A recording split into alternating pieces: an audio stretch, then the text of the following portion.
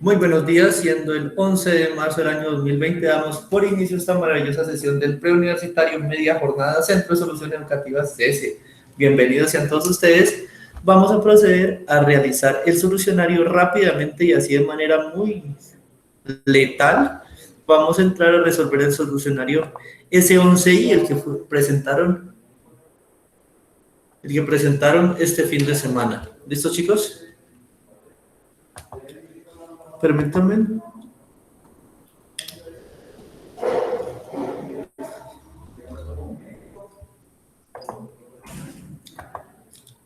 Chicos, ¿me escuchan? ¿Me confirman que me están escuchando en ese momento? Creo que se me cayó la señal por un momento.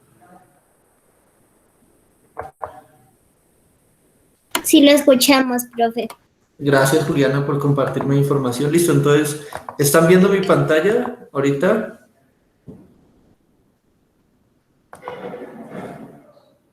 Creo que me lagué por un momento. Ahí deben estar ingresando a la pantalla. Listo.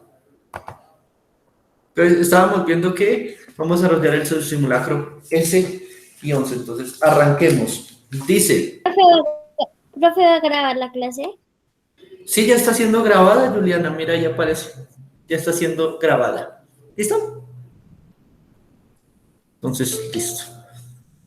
Bienvenidos todos. Entonces, arranquemos, dice. Funcionalidad de las gomas de acacia, glomeraceae y otras dos especies de árboles en la preparación de helados de bajo contenido energético. Listo. Aquí tenemos los artículos, tenemos los autores de los artículos, muy bien. El centro donde fue realizado y dice: 3 especies de arbolitos, especies arbóreas ampliamente diseminadas en Venezuela, producen gomas con buen rendimiento. Listo. La mezcla de estas gomas se ensayó como estabilizante en la preparación de helados de bajo contenido energético. La viscosidad, el porcentaje de incorporación de aire, la expansión de espuma, el porcentaje retido y las propiedades sensoriales fueron determinadas. Esas son pruebas que le hago al helado, listo. Esas características físico-químicas se compararon con las exhibidas por los productos obtenidos con base en mezclas de gomas comerciales. Listo, entonces ahí que dice, voy a coger gomas, pues gomas son sustancias viscosas o que adquieren ciertas características de viscosidad específica en un componente cuando se mezclan, ¿listo? Y nos dice, voy a coger 3 gomas extraídas de esos árboles, las voy a mezclar y las voy a comparar con gomas que voy a tener de productos comerciales, las que uso comercialmente para fabricar helados y las voy a comparar midiéndole todo eso de viscosidad, porcentaje de incorporación de aire, expansión, espuma, todas las propiedades. Listo. La mezcla de gomas de las especies estudiadas incrementó la viscosidad del sistema, por tanto favoreció una excelente incorporación y una distribución uniforme de aire, aportó textura y estabilidad durante el almacenamiento, mejoró la capacidad de expansión de la espuma y las propiedades de retido. Por otra parte, aportó buenas características sensoriales como lo indica el alto puntaje alcanzado en apariencia, cremosidad, sabor y bajo porcentaje en presencia de cristales de hielo. Este trabajo evidenció la funcionalidad como estabilizante de las gomas investigadas en la preparación de helados de calorías, de helados bajos en calorías. Traducción hasta ahí. Usted tomó las gomas nuevas de estos árboles, las analizó, las comparó con gomas comerciales y el resultado obtenido es que mejora casi todos los aspectos del helado, entonces es una muy buena oportunidad de mejora para esos helados. ¿Listo? Entonces, trabajar con las gomas favorecería el sistema. De acuerdo al reporte del artículo anterior, un ejemplo de hipótesis planteada para el anterior experimento puede ser, ¿alguno de ustedes principalmente me puede recordar qué es una hipótesis?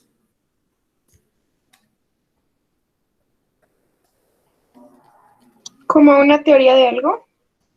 Más que una teoría, porque teoría es algo que viene después. ¿Una opinión de investigar algo? Como la intención para investigar, entonces sería más, vale como una pregunta. ¿Listo? Recuerden que en el método científico yo siempre observo algo, ocurre algún fenómeno. En este caso, por ejemplo, yo veo las gomas de 2 árboles y digo, ese árbol genera una goma. Ahora, ¿será que esa goma la puedo usar para fabricar un helado? Esa es una pregunta. ¿Listo? Si ven, observo algo de la naturaleza y digo, ¿podría usarlo para tal cosa? Esa pregunta o esa necesidad que yo tengo de poder o no poder hacer algo, eso es lo que pasa a convertirse en una hipótesis. Entonces la hipótesis es un acto que voy yo a demostrar o voy a desmentir, y para demostrar o desmentirlo yo debo realizar una serie de experimentos.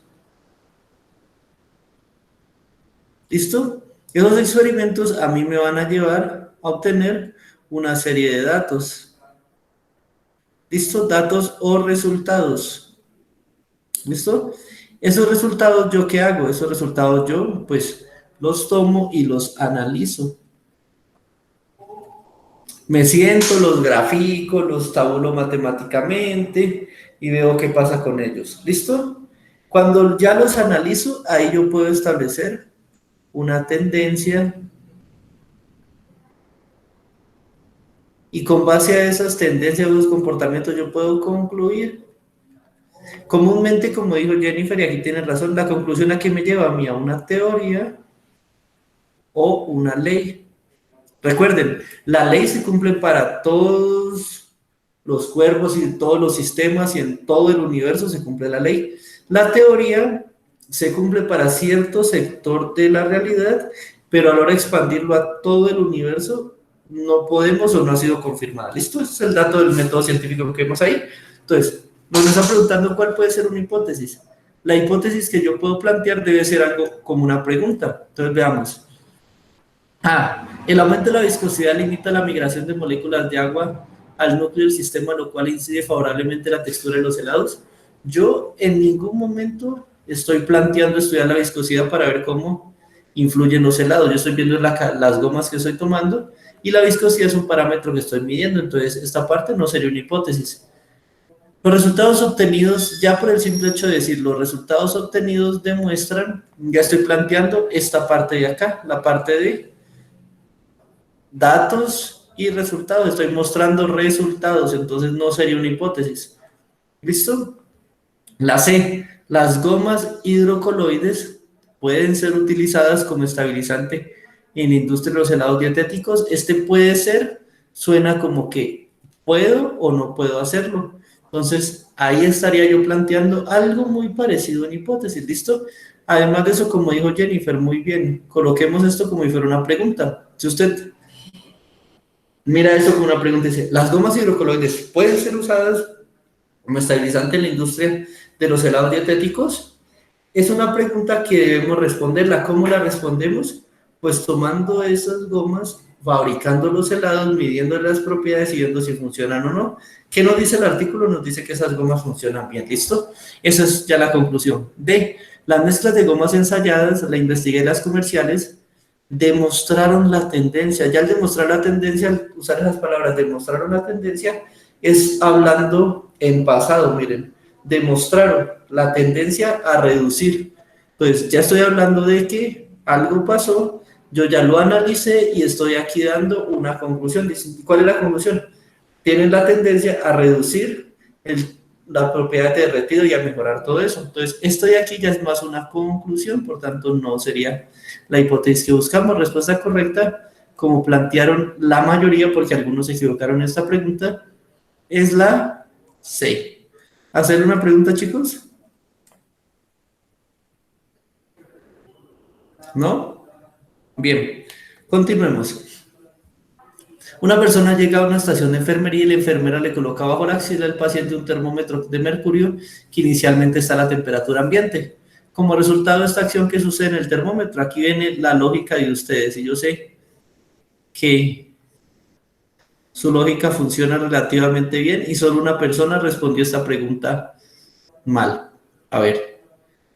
Usted llega aquí, usted irradia calor o absorbe calor. Su cuerpo está caliente y emana temperatura, o comúnmente usted está frío y está absorbiendo temperatura en los alrededores. ¿Cuál de las dos ocurre normalmente? Bueno, cuando usted está vivo, ¿no? Cuéntanos. ¿Emana temperatura? Ajá, no emana temperatura, usted emana calor. Recordemos la diferencia aquí entre calor y temperatura. Calor, que en fisicoquímica siempre lo denominamos con la letra Q, calor es la energía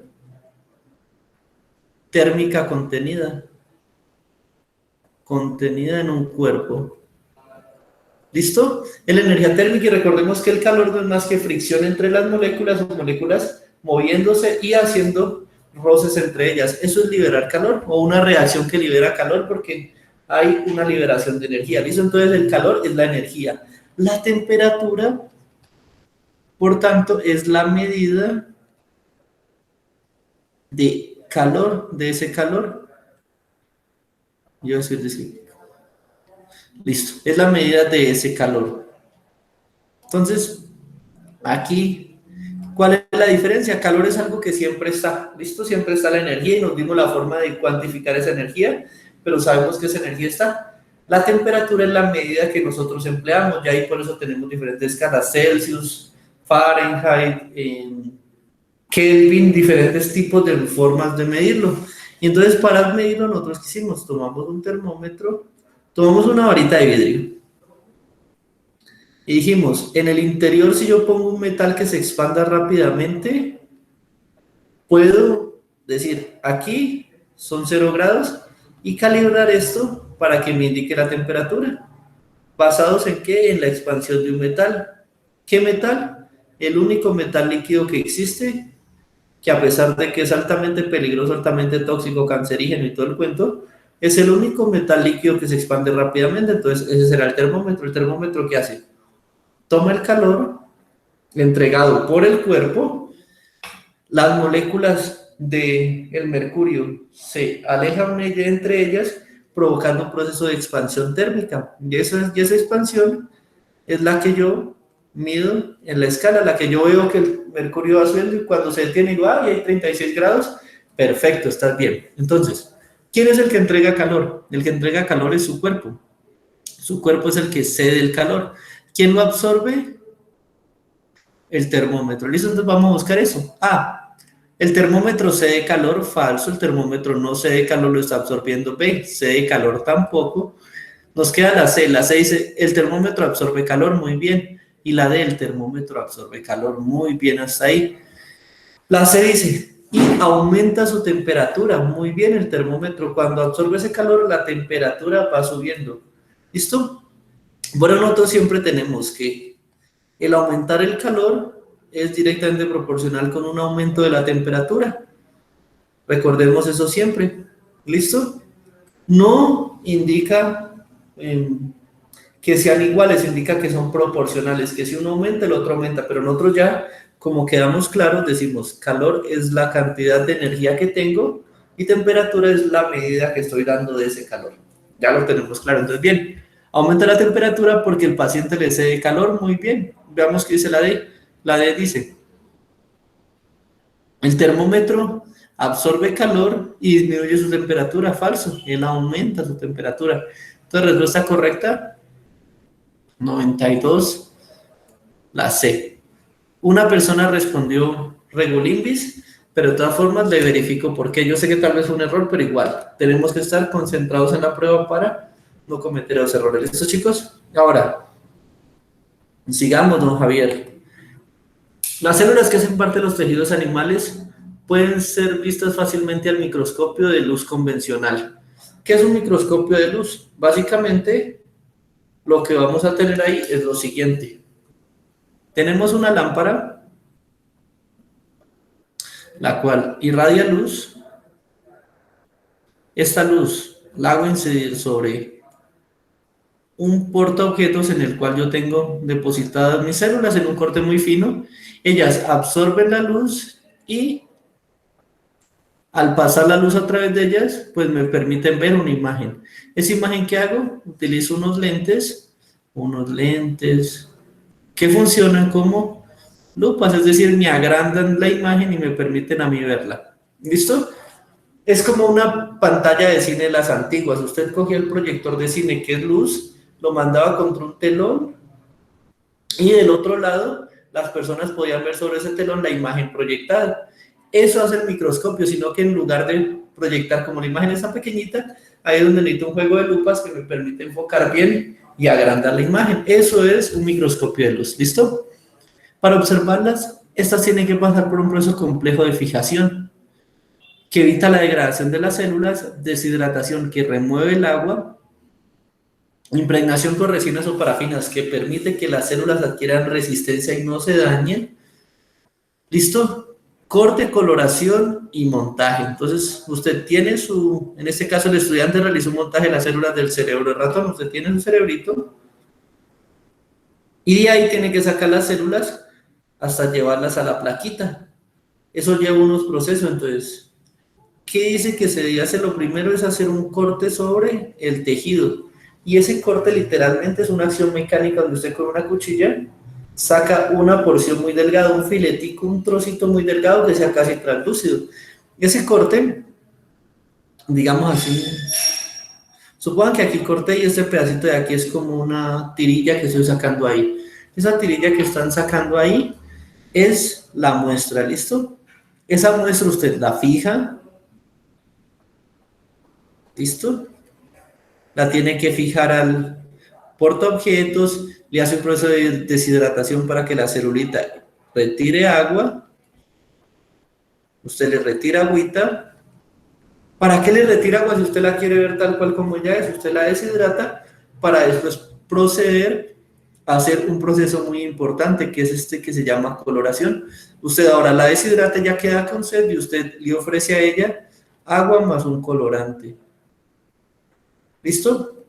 Esa célula que estaba deshidratada ahorita coge ese colorante y esa agua y los incorpora rápidamente. Y en ese momento el colorante queda impregnando los tejidos de la célula. Ya en este punto usted ha coloreado la célula, la ha pigmentado. ¿Listo? ¿Para qué sirve esa pigmentación? Pues para que cuando la luz pase, la luz adquiera colores y usted pueda ver en colores. Si por ejemplo quiere determinar células cancerígenas, muchas veces la ve usted y dice, no veo nada. Aplica un colorante específico para esas células y después la coloca y ya los punticos donde usted vea color, ahí estarán sus células cancerígenas, sus células epiteliales, cualquier tipo de célula que usted quiera, ¿listo? Después de hacer eso, ya usted realiza el montaje, la fija a la placa y la lleva al microscopio para ser observada, ¿listo? A ver qué hizo el muchacho. Hizo todas las etapas excepto la coloración, es decir, aquí no coloreó. Y realizó la deshidratación hasta la mitad, apenas sacó la mitad del agua. Pues pensó que estas células con el color natural serían más interesantes. Listo. Al realizar el montaje, el estudiante no observó nada.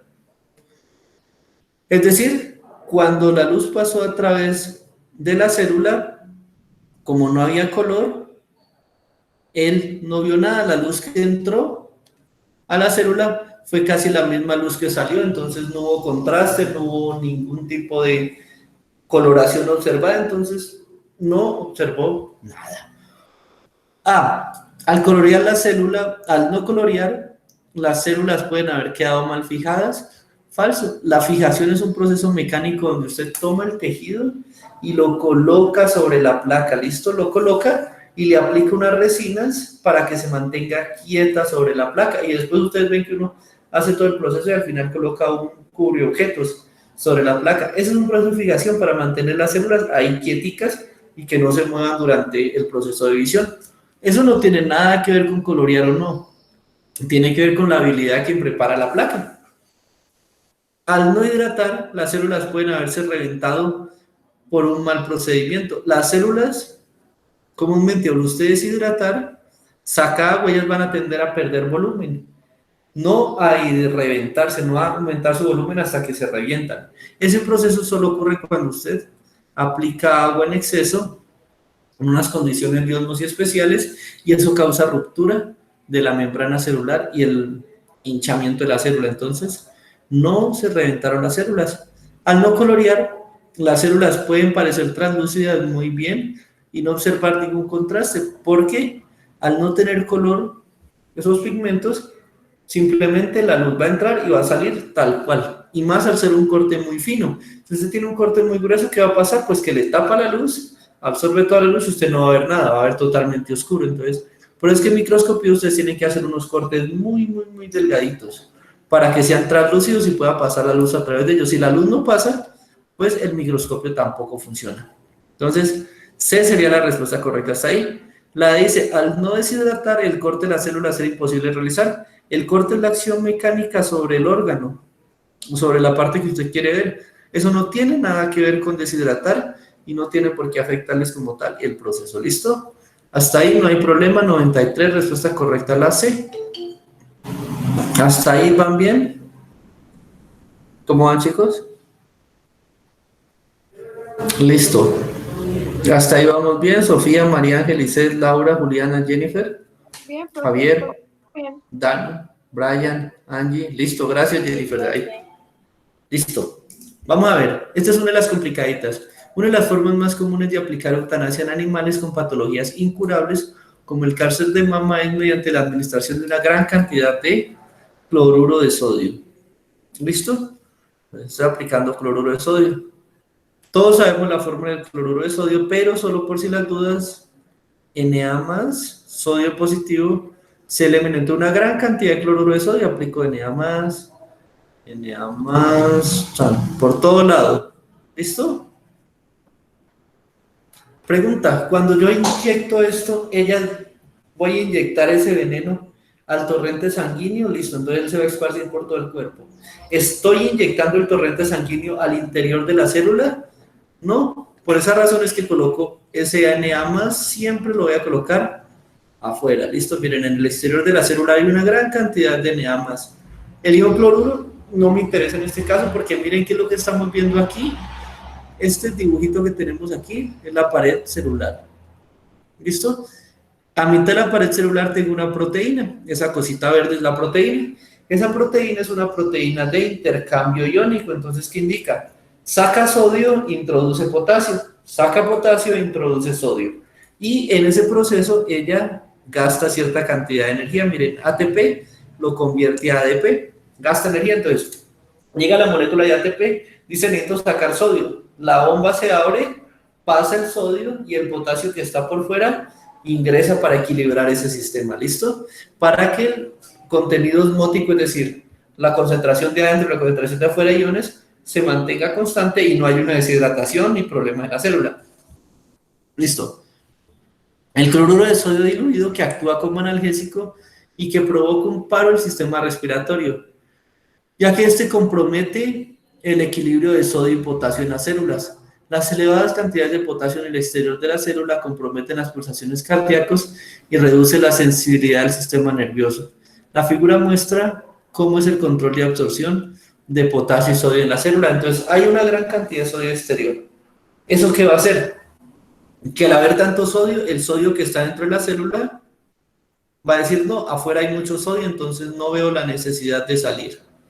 Al no ver la necesidad de salir, el potasio que está afuera queda aislado, ya él no puede entrar, él dice, pues aquí tampoco, si no sale el sodio, no entra potasio, entonces él queda aislado en el exterior.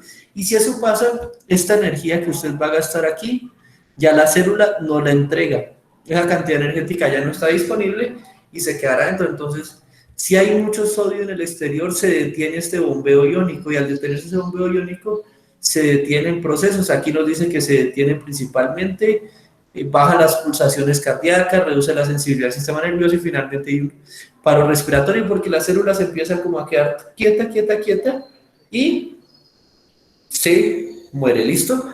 Pero también algo que me está diciendo Andrea que es importante, el agua que está en el interior de la célula dice, no, allá afuera hay mucho sodio, yo quiero disolverla. Resulta que acontece que el agua no solo sale por esa proteína de intercambio, ya entra aquí y sin necesidad de gastar energía, ella sale. Además de eso, también puede hacerlo lentamente a través de la bicapa lipídica, esa agua empieza a salir, entonces las células se me empiezan lentamente a deshidratar, además de eso. Y al deshidratarse ya la célula va perdiendo energía, va deshidratándose hasta que al final muere. Listo, por eso es que dice que es un anestésico. Las células lentamente se empiezan como a apagar y a dormir. Y en ese momento el animal pues empieza a sentir falla energética, falla, hasta que queda dormidito y eso hace que el dolor se mitigue, no le causa dolor. Listo. Con base en eso vamos a ver. Según el gráfico y el enunciado, el cloruro de sodio actúa como un veneno, ya que la gran cantidad de sodio dentro de la célula, hay una gran cantidad de sodio entre la célula, no miren, por eso dibujé muchas moléculas, muchos átomos de sodio por fuera, ¿listo? Al dibujar muchos átomos de sodio en el exterior es porque el sodio está en el exterior de la célula, no en el interior. Descartamos esa. La B, la gran cantidad de potasio dentro de la célula. ¿El potasio está dentro de la célula? No, el potasio va a estar en el exterior de la célula. ¿Listo? Y no es que hay una gran cantidad, hay una cantidad normal entrando y saliendo de la célula. ¿Listo? Pero no es una gran cantidad, la cantidad fisiológica de potasio que va a haber. ¿Listo? Entonces descartamos esa por esa razón. C, ya que es una cantidad de sodio que viene del exterior muy bien y no hay suficiente potasio para poder equilibrar el medio osmótico. ¿Qué me está queriendo decir esta respuesta? Dice, hay tanto sodio que el organismo dice, listo, por cada molécula de sodio que voy a ingresar, sale una de potasio. Y lo que pasa es que hay tanto que, digamos, hay 100 moléculas, 100 átomos de sodio, ya hay 2 de potasio. Entonces, entra un átomo de sodio, sale uno de potasio. Luego entra otro átomo de sodio, sale otro de potasio. Luego intenta entrar otro átomo de sodio y la célula dice, cálmese, cálmese, que yo no tengo más potasio para sacar, ni tengo más potasio para entrar. Entonces, hasta aquí llegamos. ¿Listo? No me molesten más porque ya no puedo producir más. Y en ese punto, miren, medio osmótico. Cuando hablamos de ósmosis y cualquier cosa que suene osmótico es flujo de agua. Entonces, es ahí donde empieza el agua a decirte, literalmente de metida, empieza a decir, tranquilos que yo salgo para arreglar el problema allá afuera. Yo diluyo el sodio. Él intenta salir a diluir el sodio. Y como hay tanto sodio afuera, más agua sale, más agua sale, más agua sale, hasta que la célula se deshidrata por tratar de disolver el sodio, que es mucho lo que hay por fuera. Entonces, hasta ahí iríamos bien. La D dice, es una cantidad de sodio que viene del exterior muy bien y no hay suficiente potasio que entre a la célula. El potasio tiene que entrar y salir de la célula. Es un proceso de entrada y salida, y eso hace que se mantenga el equilibrio, porque si entra solo el potasio, también se quedará retenido en el interior de la célula y la bomba no funcionará bien. Entonces, por eso de que solo entre, debemos descartar ahí. La D y la C son muy parecidas, pero por ese pequeño detalle de equilibrio osmótico, equilibrar como tal, y los conceptos de equilibrio es que debo tomar en cuenta que la respuesta correcta va a ser la C. 94, la respuesta correcta la C. ¿Listo, chicos? Hasta ahí, ¿cómo vamos? Siendo las 8 de la mañana, ¿va muy bien? Bien. Ahora, continuemos. El retículo endoplasmático se encuentra en la célula animal y vegetal. Es un organismo que tiene apariencia de una red de tubos aplanados y sacos comunicados entre sí. ¿Qué quiere decir eso? Veámoslo aquí. Si hago una ampliación del retículo, miren que es como muchos saquitos aplanados, y si ven bien, que yo sé que por ahí se ve como un laberinto, como que arranca desde el núcleo un canal y empiezan recorridos, empieza un laberinto a correr. Aquel que es pillín y los que son intelectuales, aquí las niñas y los niños, van a darse cuenta que aquí dice que hay ribosomas. Los ribosomas son orgánulos que toman el ARN que viene del núcleo y lo convierten en proteínas. ¿Sí recuerdan? El ARN mensajero llega al ribosoma, en el ribosoma se empiezan a sintetizar los aminoácidos, se unen los aminoácidos y forman la proteína que el núcleo mandó el mensaje para que se formara. ¿Listo? Entonces, el retículo endoplasmático rugoso se llama rugoso propiamente porque en las paredes de todos estos sacos plegaditos hay pegados muchos ribosomas, entonces le da como la apariencia, miren, nos vemos aquí, le da como la apariencia de ser algo rugoso, algo que tiene punticos y partículas en su superficie. Entonces ese sería el rugoso. Y en esta parte que está liso, el retículo endoplasmático liso, aquí llegan sustancias y hay algunas veces hay acumulados lisosomas, que son partículas, como su nombre lo dice, lisas, y esos lisosomas lo que hacen es toman sustancias grandes y las degradan hasta sustancias pequeñas, obteniendo energía en el proceso. ¿Listo? Vamos a ver. Sacos aplanados entre sí. Este orgánulo interviene en funciones relacionadas con la síntesis de proteínas por los ribosomas, metabolismo de lípido por los lisosomas y algunos esteroides, así como el transporte en el interior de la célula. Entonces dijimos, ARN sale de aquí, sale del núcleo, llega aquí, se convierte en proteína y las proteínas son enviadas al exterior, el citoplasma, para que sean usadas por la célula. En la siguiente figura se observa la forma básica del retículo endoplasmático. Bien, veamos. Según el enunciado y la figura, Las interconexiones entre los tubos aplanados y los sacos del retículo endoplasmático son necesarias, ya que, miren, forman canales que le permiten enviar información desde el centro de la célula hasta el exterior. ¿Listo? Vamos a ver. En estas ocurren modificaciones de los compuestos sintetizados muy bien. Mientras va viajando el ARN y se encuentra con un ribosoma y se transforma en la proteína. Si no se encuentra ahí, sigue viajando por ese laberinto hasta que garantizo de que en el viaje tan largo que tiene, dando vueltas por esos sacos, se encuentra con un ribosoma, no hay de otra. Y si logra sobrevivir a todo eso, se encuentra con un lisosoma y el lisosoma empieza a tomar la acción de degradarlo, listo, pero vamos a ver. Entonces, sí hay modificación de los compuestos y facilita su transporte hacia afuera, desde el núcleo hacia el exterior, pues hasta ahí vamos bien, vamos a ver si el resto nos satisfacen. B, estas facilitan la comunicación de unas células a otras para transportar los compuestos sintetizados. Aquí tengo la célula, aquí está el núcleo y aquí está el retículo endoplasmático. ¿Listo? Perdón el mal dibujo. Eso relaciona o me permite a mí comunicación con otra célula, ¿no? El retículo endoplasmático simplemente está ahí para cumplir funciones internas de la célula, no para permitir la comunicación entre células, entonces descartamos esta. La C, en este se facilita el intercambio de compuestos que proporcionan equilibrio osmótico de una célula a otra. Falso, no me equilibran entre células, sino en el interior de la célula. Y me queda la D, en esto ocurre la modificación de los compuestos sintetizados, muy bien, y facilitan su transporte hacia el interior. Yo no estoy sintetizando compuestos para enviarlos al núcleo, el núcleo está mandando órdenes para que sean sacados al exterior de la célula, entonces va desde adentro hacia afuera. La respuesta correcta, la A. La D, como dice que hacia el interior, la descartamos. Respuesta correcta, la A, 95A. ¿Entendido, chicos? ¿Hasta ahí vamos bien? Pura biología aplicada y lógica más o menos ahí. Con base en eso, pasamos a la siguiente. Un grupo de estudiantes realizó un experimento para comprobar cómo se comporta el volumen de un gas al variar la temperatura. Haciendo el siguiente montaje, entonces, metieron una jeringa con un gas contenido dentro de ella.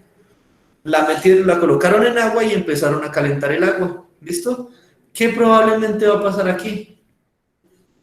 Yo, si construyo una gráfica, estoy variando la temperatura del agua, lo que yo controlo, mi variable independiente, y voy a medir el volumen. ¿Listo? Ahorita, a partir del experimento anterior, se obtuvieron los resultados que se muestran en la tabla. Primera columna, presión. Presión todo a 0,8, es decir, que la presión en este sistema, la presión se mantiene constante. Listo, no hay problema. Ahora veamos qué pasó aquí. Observo volumen versus temperatura. Entonces, a 273, por aquí arriba, obtengo 22 de volumen. Luego observo que a 268, bajé, tomé un punto más abajo, 268, observo que da más o menos 11, por aquí, supongamos. ¿Qué estoy observando? Que a medida que va bajando la temperatura, va bajando el volumen, miren. Entonces, obtengo al final una gráfica así. ¿Listo? Pero que va en ese sentido, va bajando. Según los datos que yo tomé, no sé por qué arranqué temperaturas altas y empecé a enfriar el sistema. Pero igual lo que yo noto es que si yo bajo la temperatura, bajo los valores de temperatura, bajan los valores de volumen. No quiere decir que estas dos son volúmenes directamente proporcional con la temperatura. Recuerden estos comportamientos. Si una variable sube y la otra variable también sube con ella, se dice que son directamente proporcionales. ¿Listo? Y si una variable baja mientras la otra aumenta, se dice que son inversamente proporcionales. Y eso ya ustedes lo tienen claro. Esto es muy importante que para el INFE siempre recuerden eso. Si una variable sube y el otro valor también sube, son directamente proporcionales. Si una sube y la otra baja, son inversamente proporcionales. Ahí sí ya tenemos que tratar de memorizarnos eso. Y una gráfica directamente proporcional es esta. ¿Listo? Cualquier cosa, cualquier gráfica en la que ustedes observen, permítanme aquí saco otra diapositiva, cualquier gráfica en la que ustedes observen un crecimiento, listo. Si ustedes tienen dos ejes, el eje Y y el eje X, cualquier gráfica donde ustedes observen esto, ¿listo? Es decir, que a medida que este valor aumenta, el otro valor también va hacia arriba. Cuando ocurre eso, usted dice, la variable Y es directamente proporcional con la variable X. ¿Listo? ¿Qué pasa? Que el modelo matemático que sigue cada una de las curvas es diferente, pero como se observa, si X crece, lleva más hacia arriba, entonces son directamente proporcionales. Y cualquier gráfica donde usted observe el comportamiento contrario, que va así, así, así, así, como se le antoje, pero que vaya bajando, que la tendencia sea bajar, entonces quiere decir, a medida que esta variable aumenta, que X aumenta, Y para dónde va, Y va para abajo, ¿listo? Entonces, cuando eso pase, se dice que Y es inversamente proporcional a X. Y recuerden, el inversamente proporcional es 1 sobre, o el inverso. Por eso también en matemáticas, este 1 sobre X se le conoce como inverso. El número inverso de X es 1 sobre X. ¿Listo, chicos? Hasta ahí cómo van, espero que vayan bien. Entonces, ahí aclaramos eso. Y aquí doy yo la tendencia de que el volumen es directamente proporcional a la temperatura. De acuerdo con la información anterior, se puede concluir que la relación entre volumen y temperatura al interior de la jeringa A es inversamente proporcional, falso. B es inversamente proporcional, falso. Ya sabiendo lo que yo sé, no voy sino a buscar la que diga directamente proporcional. C, muy bien. Porque el volumen del gas aumenta, bien, el volumen, miren, si arranco de aquí, aumentaría en ese sentido. ¿Aumenta cuando la temperatura aumenta? El volumen del gas aumenta al disminuir la temperatura. Falso, no es al disminuir.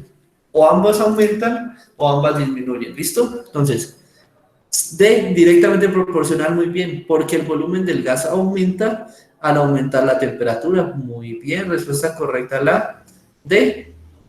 ¿Hacer una pregunta? Y esa que está ahí es la ley de Charles o la ley de Gay-Lussac para gases ideales. ¿Listo? Cuando usted tiene una presión constante, el volumen es directamente proporcional a la temperatura. ¿Hacer alguna pregunta, chicos?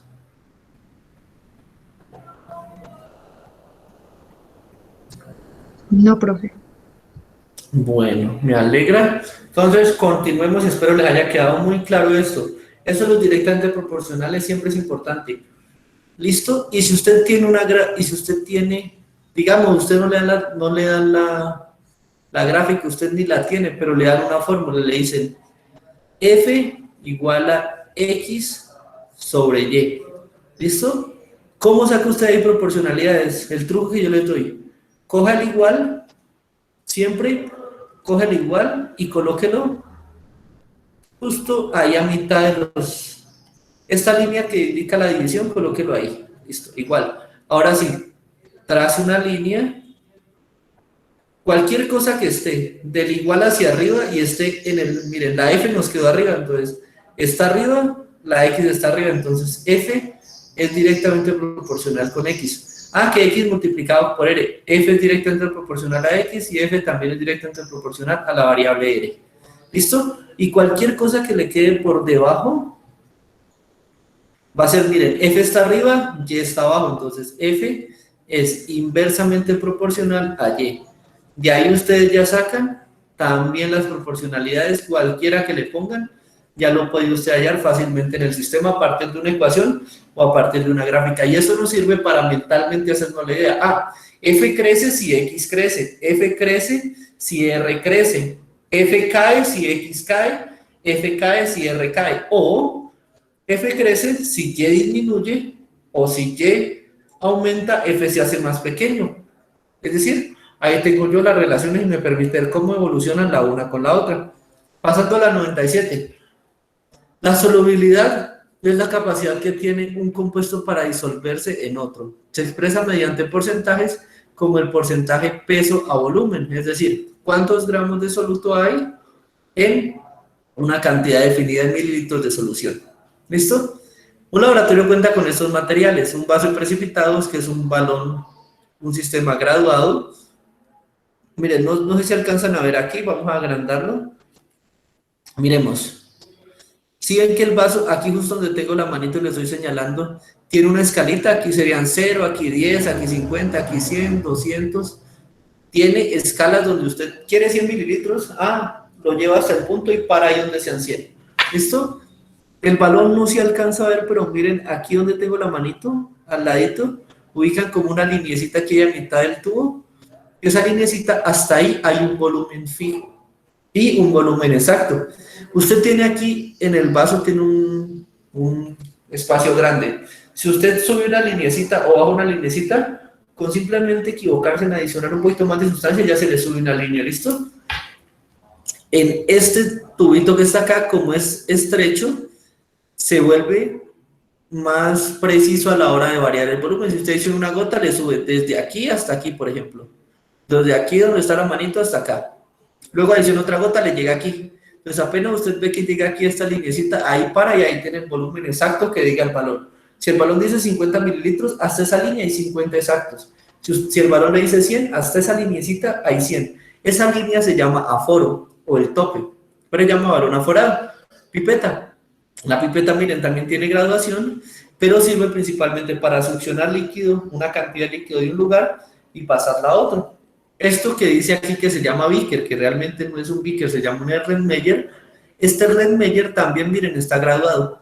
Y así como el balón va reduciendo su volumen para tener acá arriba control sobre el volumen, pero principalmente un Erlenmeyer, ¿para qué sirve? Para yo poder cogerlo, miren, cuando tengo un sistema que está aquí arriba más cortico, yo lo puedo agarrar de ahí y agitar fácilmente. Me permite homogeneizar más fácilmente, me permite disolver. Luego tengo una probeta, la probeta es igual que el vaso, viene graduada, tiene un volumen cilíndrico y lo que me permite a mí es adicionar volúmenes, pero también recordemos, cualquier paso que yo tenga que me sobrepase un poquito, ya está variando de una graduación a otra, probablemente generándome errores en la medición del volumen y un embudo de decantación donde mezclo líquidos y los voy separando porque aquí hay una llavecita, abro, dejo salir uno, cierro y detengo el otro acá arriba. Es más un sistema de separación, vamos a ver. Se desea preparar una solución de 200 mililitros de azúcar al 35% peso volumen. ¿Qué quiere decir 35%? 35% peso volumen.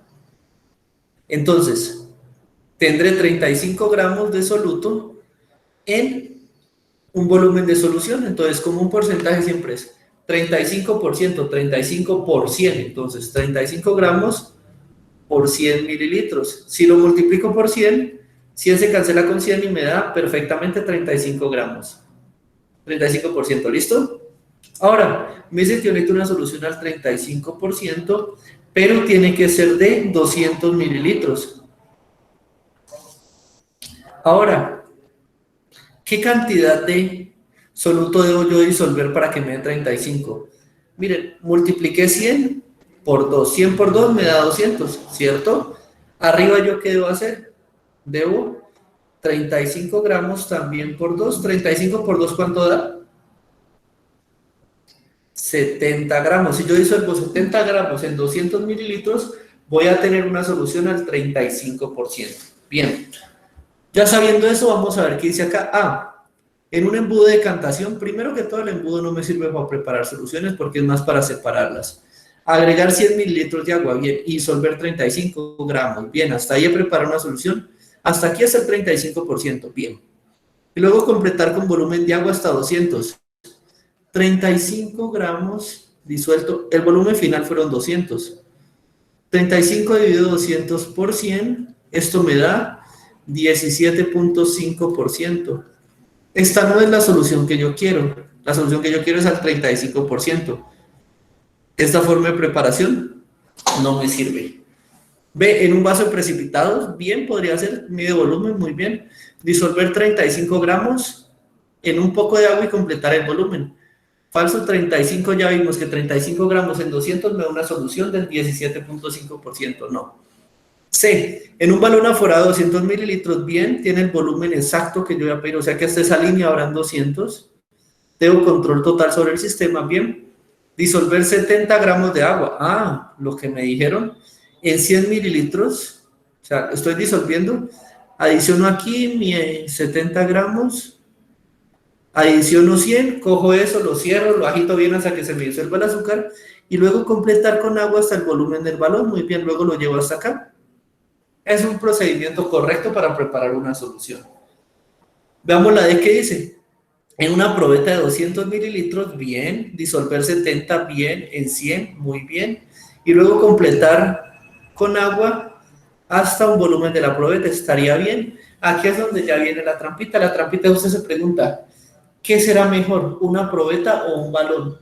Resulta que acontece que químicamente a la hora de preparar una solución es 100 veces mejor un balón porque le permite a usted controlar el volumen exacto que está adicionando que una probeta. Entonces, respuesta correcta la C.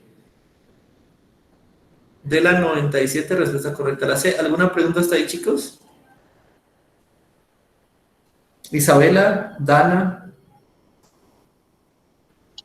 No, profe. Listo, espero que hasta ahí vayamos bien y vayamos concentraditos. Eso.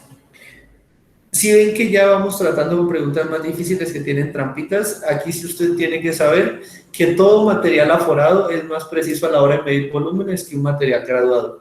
Y en química, biología, cualquier material graduado es algo que tiene una escala dibujada. Así de simple. Si solo tiene una medición y le dice hasta aquí, hasta esta línea son 100, aforado.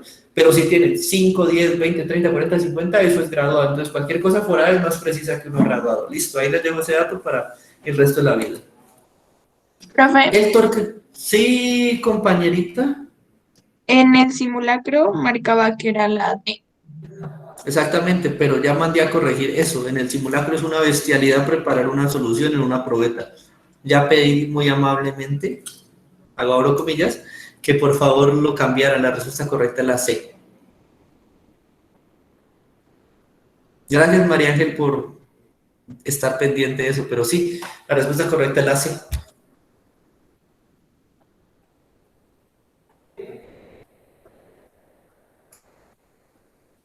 Hola.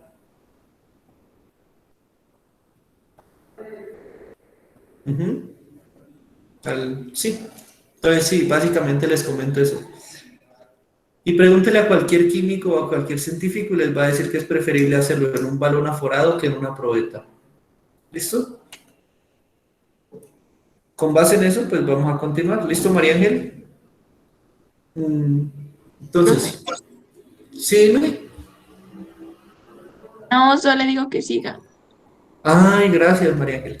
Ahorita sí, veamos esto. El torque es igual a F por D. ¿Listo? Torque se define como la fuerza perpendicular al brazo donde se aplica la distancia del brazo. Entonces, veamos.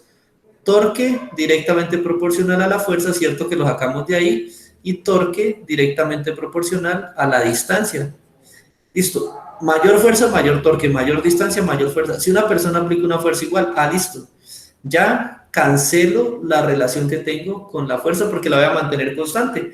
¿Cuál de las siguientes herramientas producirá el mayor torque? Listo de buscar.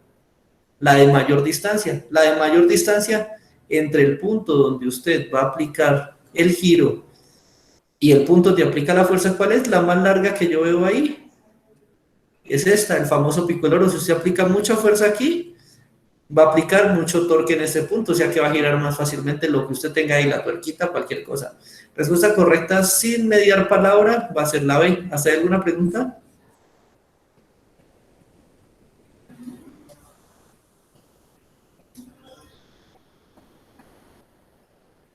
Profe, entonces, entre más la cosita se alarga, o sea, ¿se va a dar mejor el torque? Sí, mira que el torque es directamente proporcional a la fuerza y a la distancia. Entre mayor distancia tenga, más torque va a aplicar en ese punto.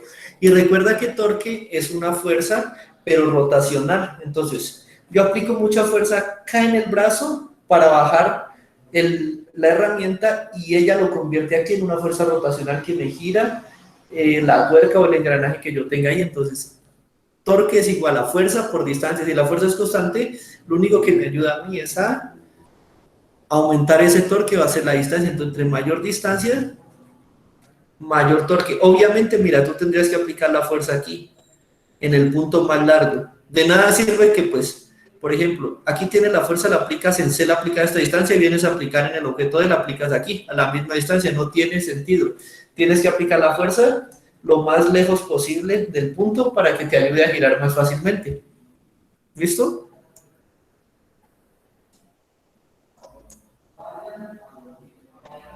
Sí, profe, gracias. De nada. Y eso también está muy relacionado, yo sé que ustedes se acuerdan, hay una pregunta de unas manijas que veíamos en un tiempo que un niño quiere aplicar torque sobre una puerta, entonces nos ponía la manijita aquí, la manijita aquí, la manijita aquí. Nos decían en cuál va a aplicar más torque, teníamos que escoger la manija que tuviera más distancia desde el punto de giro de la puerta hasta la manija. ¿Sí se acuerdan de esa pregunta? También es similar a la que estamos trabajando acá. ¿Listo? Y ahí solo lo resolvemos con saber cuál es proporcional y ya, sale directamente. Miren, esta también es importante y se resuelve así. El gasto caudal de una tubería se encuentra como el producto de la velocidad del fluido por el área de la sección transversal del tubo. Q, flujo, es igual a la velocidad por la sección transversal. ¿Qué sección transversal? Usted coge un tubo, córtelo. Vamos a suponer, aquí hago un corte. Aquí cojo una cuchilla y corto esto. ¿Listo? Lo que yo obtengo es así, puede dibujarlo por acá. Entonces, usted trae el tubo, lo corta y usted obtiene como una monedita. Cuando usted lo ve, tiene una cara que es como una monedita ahí, ¿cierto? Es un círculo que queda ahí, ese círculo y esa monedita. El área de eso es lo que se conoce como sección transversal. ¿Listo? Eso es la sección transversal. Ahorita, veamos. El agua circula por un tubo horizontal de secciones transversales circulares A, B y C. Como se muestra en la figura, entonces vamos a ver. Si yo lo ubico aquí, A sería este corte que tengo aquí. B sería ese corte que dibujé ahí, C sería el corte que tengo acá. ¿Listo? Rápidamente me dicen, la velocidad del fluido de la tubería es, necesito comparar las velocidades. Entonces, lo que me interesa esta ecuación es la velocidad. Saquémosla de ahí. Flujo sobre el área de la sección transversal es igual a la velocidad. Entonces, velocidad directamente proporcional al flujo y velocidad inversamente proporcional a la sección transversal. Listo. De ahí salió. Ahora miremos tamaños de las secciones transversales. ¿Cuál es la sección transversal más grande de las que tengo ahí? Chicos, chicas. A, B o C es la más grande. ¿Qué? A. A, La A es más grande. ¿De ahí cuál sigue? La A es mayor que la sección transversal de ¿quién? la C, Que la C y es mayor que la B. B. La B es la más pequeña. Y la A es la más grande. Ahora, la velocidad es inversamente proporcional. ¿Qué quiere decir esto? Que cuando A se haga pequeño, velocidad se hace más grande. ¿Listo? Entonces, en el área B, que es la más pequeña, la velocidad tiene que ser la más grande. Entonces, la velocidad va a ser mayor que la velocidad en C, que es la siguiente en tamaño, y acá donde el área es la más grande, la velocidad tiene que ser la más pequeña. Entonces, la velocidad en A es la más pequeña. Miremos los signos. Sección transversal de A mayor que la sección transversal de C, mayor que la sección transversal de B, y la velocidad en A es menor que la velocidad en C y es menor que la velocidad en B. Eso es lo que tengo. Ahorita sí, con eso en mente vamos a resolver. La velocidad del fluido de la tubería es A, mayor en el sector B que en el sector C. Veamos. En el sector B es la más grande y en el sector C es intermedia. Entonces B sí es mayor que C. Muy bien. B, menor en el sector C que en el sector A. En el sector C es intermedia, mientras que en el sector A es la más pequeñita. Falso. C, igual en el sector B que en el sector A, no pueden ser iguales porque la sección transversal es diferente. ¿Listo? D, menor en el sector A que en el sector B. En el sector A la velocidad es la más pequeñita y en el sector B es la más grande. Entonces en el sector A no es mayor, es más pequeño. Falso. Respuesta correcta, la A. 99, la A. va a ser mayor la velocidad en el sector B que en el sector C. ¿Hasta ahí alguna pregunta? Esa estaba fácil, ¿cierto? Muy bien. Continuamos con esta. La gonorrea es una infección de transmisión sexual provocada por la bacteria Neisseria gonorrheae. Los primeros lugares a los que esta bacteria afecta son el epitelio columnar de la uretra y la endocervix. Los lugares no genitales que también son atacados son el recto, la faringe y la conjuntiva de los ojos. La vulva y la vagina en las mujeres normalmente también son afectadas, puesto que están ligadas a las células epiteliales. Y en las mujeres la cervix es el primer sitio de infección usual. ¿Listo? ¿Qué estamos viendo ahí? Es una infección transmitida sexualmente por una bacteria. La bacteria entonces es un microorganismo que tiene medios de protección, por eso es resistente a los antibióticos. Algunas de ellas tiene cápsulas, tiene movimiento mediante flagelos, tiene movimiento también por cilios. Todo eso que ya sabemos de la morfología de las bacterias, ¿listo? Lo que debo saber aquí es que entonces ella está en un lugar infectado y migra a un lugar limpio.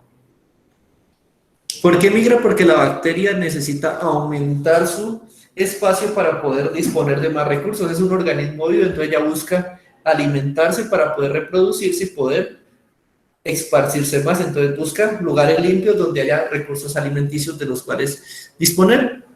Vemos también que se da en la uretra y la endocervix, toda la parte interna de los órganos reproductores y excretores, es decir, todo el sistema urinario, tanto de hombres como mujeres.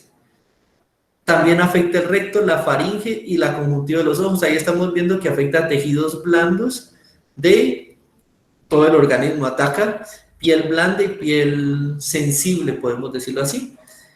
La vulva y la vagina también están normalmente afectados. Entonces afecta casi todo el sistema reproductor femenino y masculino. Si una mujer embarazada presenta la enfermedad, es posible que el bebé sea afectado en el momento del parto, es decir, cuando nace. Vamos a ver. No, porque el contagio se da solo por transmisión de relaciones sexuales. Falso. Estamos viendo que sí es una enfermedad de transmisión sexual, pero también necesariamente lo que yo necesito es que haya contacto.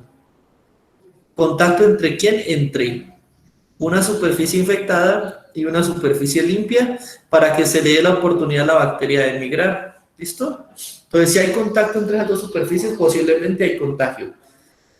Entonces, falso. No, porque el bebé es contagiado desde el momento de la concepción. Falso, porque la gonorrea no es una enfermedad de transmisión genética. Para que usted desde el momento de la concepción se empiece a reproducir y a crear una enfermedad en el feto, se requiere que la enfermedad esté ligada al ADN. Es decir, que cuando la célula se reproduce, la célula ya viene dañada y da mal una información y empieza a desarrollar la enfermedad, porque la célula se empieza a multiplicar con ese error. ¿Listo? Nos quedan las opciones de sí. Sí, porque al no estar protegido por la placenta es inmediatamente atacado. Aquí tenemos que ver, mal dibujadito ahí va a estar el cuello uterino de la mujer. ¿Listo? Aquí tenemos nosotros los ovarios, de donde, ay, qué porquería de dibujo, pero ahí ustedes créanme, por de aquí nacen los óvulos, vienen aquí, son fecundados en el cuello uterino y empieza el crecimiento del feto aquí. El feto se empieza a procrear, empieza a hacer división celular, mitosis por doquier, se forma el feto, establece su canal comunicativo que se llama el que tenemos al ombligo. ¿Alguien me recuerda? Ustedes son más médicos que yo. Se me fue la paloma. Cordón umbilical. Eso, el cordón umbilical, gracias. El cordón umbilical se conecta a la placenta, también conocido como saco amniótico, en el cual nosotros estamos ahí flotando en una suspensión de líquido nutritivo. Entonces, ahí están todos nuestros nutrientes que necesitamos para vivir. El cordón umbilical nos conecta, nos transmite nutrientes y ahí estamos flotando. ¿Listo? Cuando empieza el momento del parto, se rompe la placenta. Salen todos los líquidos, es lo que comúnmente llamamos romper fuente. ¿Listo? Sale y en ese momento, como se rompe también el feto, el bebé realmente sale. ¿Listo? En ese caso, este tejido interno, el cuello uterino y esta parte de aquí presenta la bacteria. Miren que lo que nos describen acá no. Aquí en el interior, el bebé está a salvo porque no hay bacteria. Entonces no hay quien lo ataque, inmediatamente se rompe la placenta, no va a haber quien lo ataque. Entonces el contagio no se da ahí. El contagio ¿dónde se da? Porque acá, más adelante, ya en el tracto vaginal, recordemos que aquí tenemos el tracto vaginal y también por acá tendremos la vulva. Aquí sí voy a tener yo la bacteria, ahí sí va a estar la bacteria lista y activa para atacar lo que pase por ahí. Entonces apenas el bebé pase por ese conducto, va a tener contacto, la bacteria va a migrar del lugar infectado al lugar limpio buscando alimento. Entonces no es cuando se rompe la placenta, ahí no hay problema, ¿listo? Entonces descartamos esta, la D. Sí, porque debido al paso por el canal vaginal, el bebé es contagiado. ¿Dónde se contagia? Aquí, cuando tenga contacto con el tejido contagiado. Entonces sí, cuando pasa por la vagina, es contagiado. ¿Listo, chicos? Respuesta correcta, la 100. La D. La pregunta que está haciendo Laura es muy correcta. Entonces, ¿cómo harían para evitar el contagio? En ese caso hay otro procedimiento para dar a luz que se conoce como cesárea. Simplemente hacen un corte y extraen al bebé directamente por un corte de la placenta y lo sacan. ¿Listo? Sería una forma de evitar el contagio. Profe, Cuéntame. Sí, Jennifer. profe, o sea que el bebé se contagia al salir, ¿cierto? De la vagina, pero, o Sí. sea, porque no sé, le unta, ¿en qué? ¿En qué lugar específico? ¿En qué lugar específico? En el tracto vaginal como tal, porque mira que dice que la bacteria No, en no, la profe, vulva. del bebé. Ah, no, del bebé, mira que aquí viene el problema. Si afectan lugares como el recto, la faringe, la conjuntiva de los ojos, es decir, estamos hablando de que la gonorrea ataca principalmente tejidos blandos. Todo lo que sea blando del bebé puede ser atacado.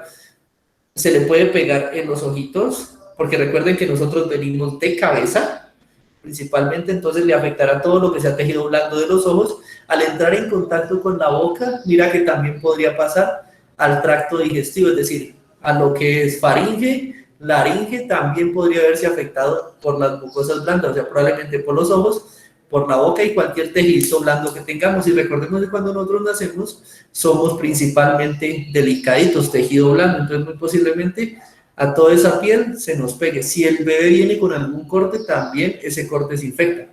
La bacteria busca tejido limpio y principalmente húmedo, y lo que se llama todo lo que nosotros tenemos como tejido blando, que son los ojos, boca, parte de la nariz y ya, principalmente. Ah, vale, profe, gracias. Estos chicos para servirles. ¿Listo? ¿Hasta alguna pregunta? Aparte de esa, continuamos. Continuemos. Listo, compañero, me gusta la actitud. La 101 dice: un estudiante modela el flujo de calor entre dos objetos P y Q a partir de una analogía con el movimiento del agua contenida en dos recipientes. El estudiante observa que cuando se conectan dos recipientes con niveles y cantidades de agua diferentes, ve la figura, el agua se mueve del recipiente P al recipiente Q. Miremos. Hagamos una zoom de aquí. El recipiente P tiene más agua, mayor nivel de agua. El recipiente P empieza a transmitir esa agua al recipiente Q. ¿Listo? Empieza a bajar aquí, bajar y va subiendo en el recipiente Q.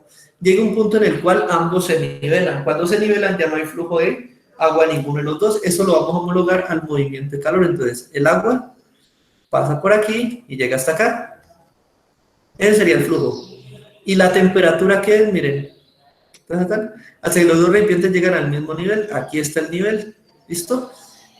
En el modelo, el nivel de líquido representa la temperatura. ¿Listo? Cuando se igualan, adquiere la temperatura. Y la cantidad de líquido representa la energía térmica. Ah, P tiene mayor energía térmica porque tiene mayor líquido y está pasando ese calor, esa energía, la está pasando a Q. ¿Listo? Alguien que tiene menos energía térmica. ¿Ustedes se acuerdan de qué decíamos antes, que calor es directamente proporcional a quién? Exactamente, a la temperatura. Mayor calor, mayor temperatura.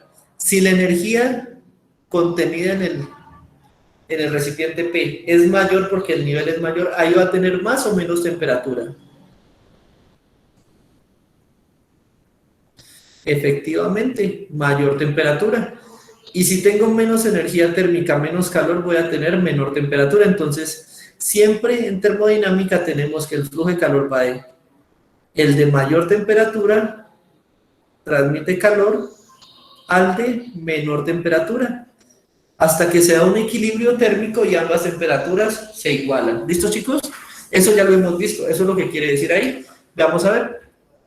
Según el modelo, si se colocan dos objetos de diferentes volúmenes, volumen Q mayor que volumen P, es decir, así tal cual como tenemos acá, Q es más grande que P. Miren que sin importar que Q sea más grande que P, en esta homología el sistema fluye desde P hasta Q, de mayor nivel de agua, o sea, mayor energía, al de menor nivel de agua, o sea, de menor energía. Si lo homologamos al sistema de calor, pasará del recipiente de mayor calor al recipiente de menor calor, al recipiente de mayor temperatura al de menor temperatura. Entonces el flujo va a ser de P a Q. Vamos a ver qué dice. Y la temperatura de P mayor que la de Q. P tiene mayor temperatura, la temperatura de P es más grande, por tanto el calor va a migrar a la temperatura de Q.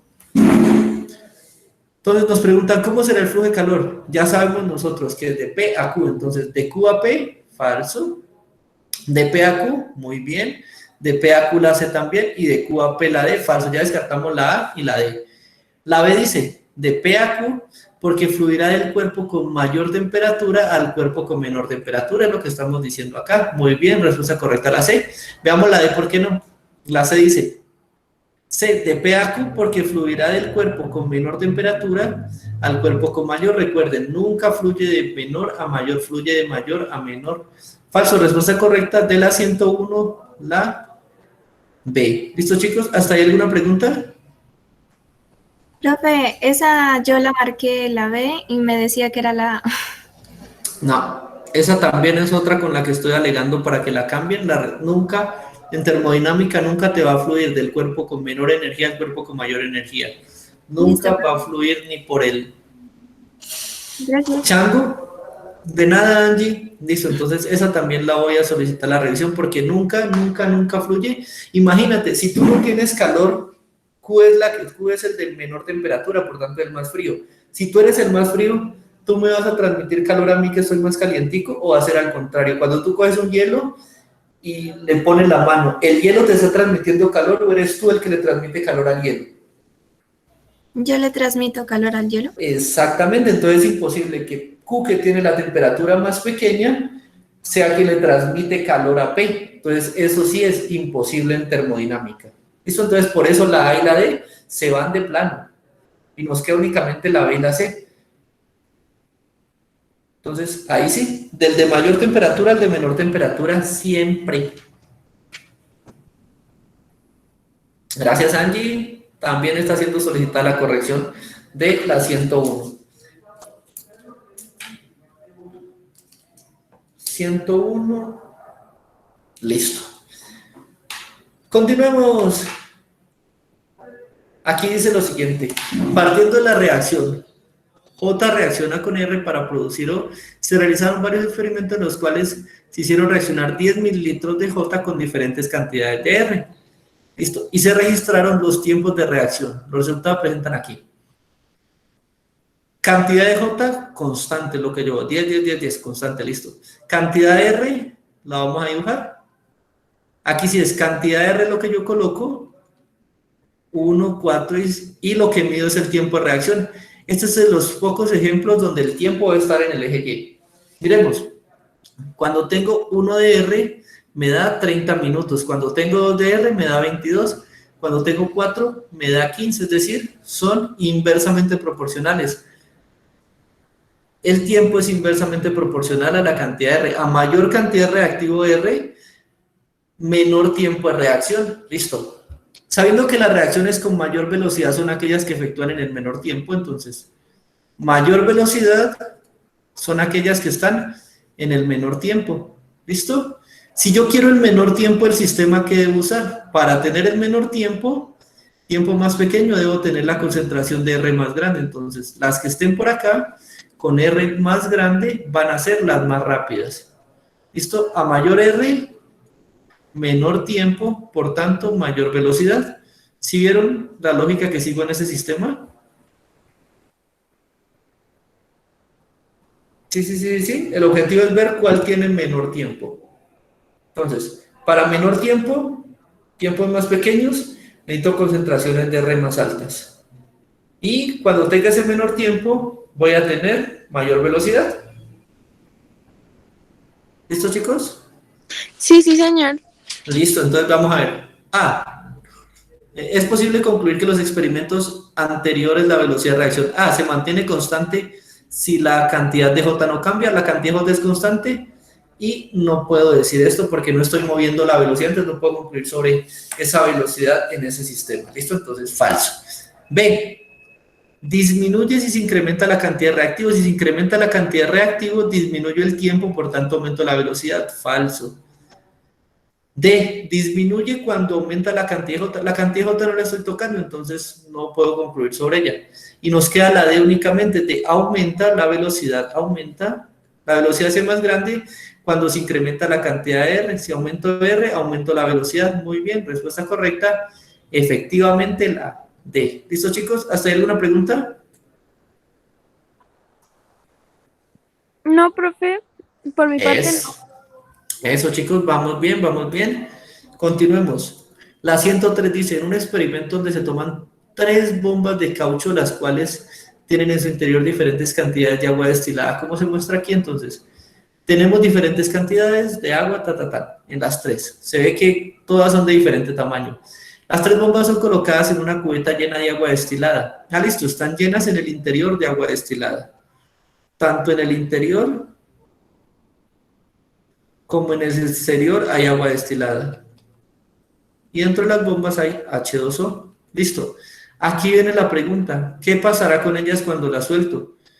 Resulta, acontece que aquí la única característica que yo voy a tener en cuenta, aparte de analizarlos como un sistema físico, que es que el peso los baje, el principio de flotación, resulta que acontece que aquí, para no complicar esto, vamos a basar el principio de Arquímedes,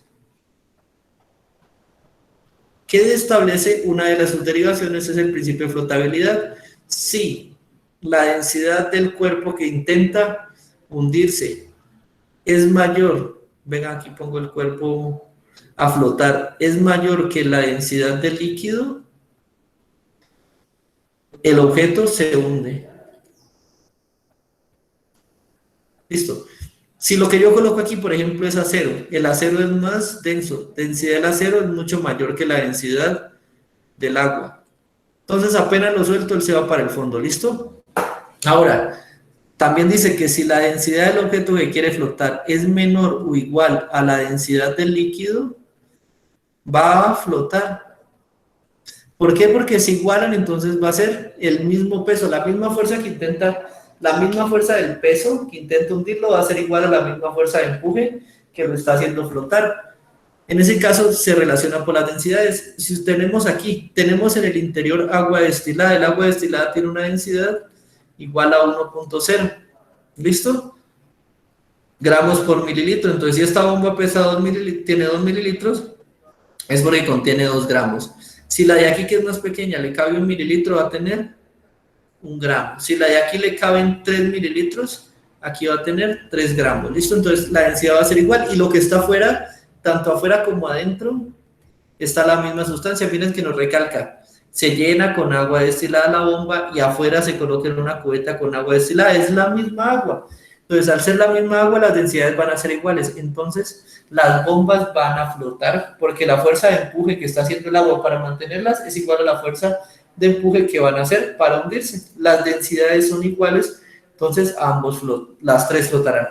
Profe, qué pena. Sí, dime. Entonces, así la bomba esté llena del tamaño que sea, con la cantidad de agua que sea, siempre va a flotar porque es del mismo sustancia. Exactamente la misma sustancia, entonces las densidades no varían y al no variar, pues se mantiene a flote. Y los retos, si algún día van a ustedes a los carnavales de negros y blancos donde juegan con agua, mucha gente llena, ¿no han visto que llenan bombas con agua y las colocan en una tina y las bombas flotan? A menos de que estén congeladas, las bombas flotan. Intenten liberar. ¿Por qué? Porque tienen la misma densidad. Vale, profe, es que en eso estaba confundida. Porque pues yo comparaba el tamaño, pero ya ahora que me van a explicar que sí, puede ser la bomba más grande, pero si es de la misma sustancia van a tener la misma densidad, por lo tanto flotan. Exactamente, además eso que mira, puede que la bomba sea más grande, pero la bomba más grande te almacenaría también proporcionalmente la masa. Tú tienes una bomba más grande, mayor volumen, obviamente mayor masa. Entonces, si la bomba es de 3 mililitros, va a tener 3 gramos. Si la bomba es de 1, vas a tener 1 gramo. Si la bomba es de 2, vas a tener 2 gramos. Eso quiere decir que siempre vas a tener de alguna forma la misma fuerza de peso en cada una de las bombas. Va a ser proporcional a la masa, a la fuerza. Entonces, en ese caso, tendrás tú la misma fuerza de empuje hacia abajo, proporcional a la masa que tengas. Y como es agua lo que tienes por fuera, esa agua también va a aplicar la misma fuerza en el sentido contrario.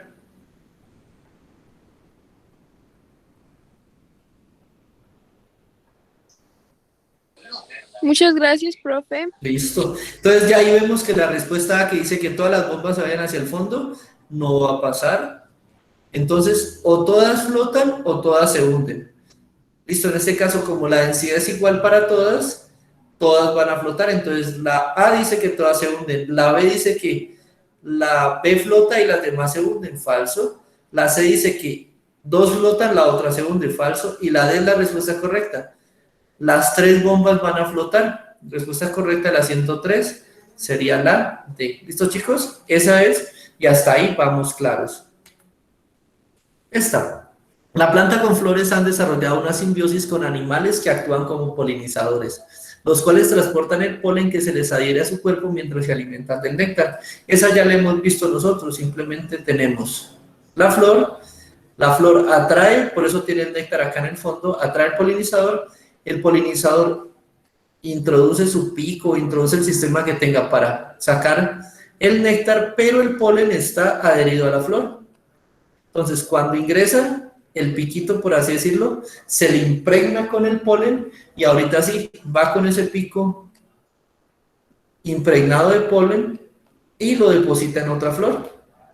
Al depositarlo en otra flor, ahí se realiza el proceso de polinización. Eso es.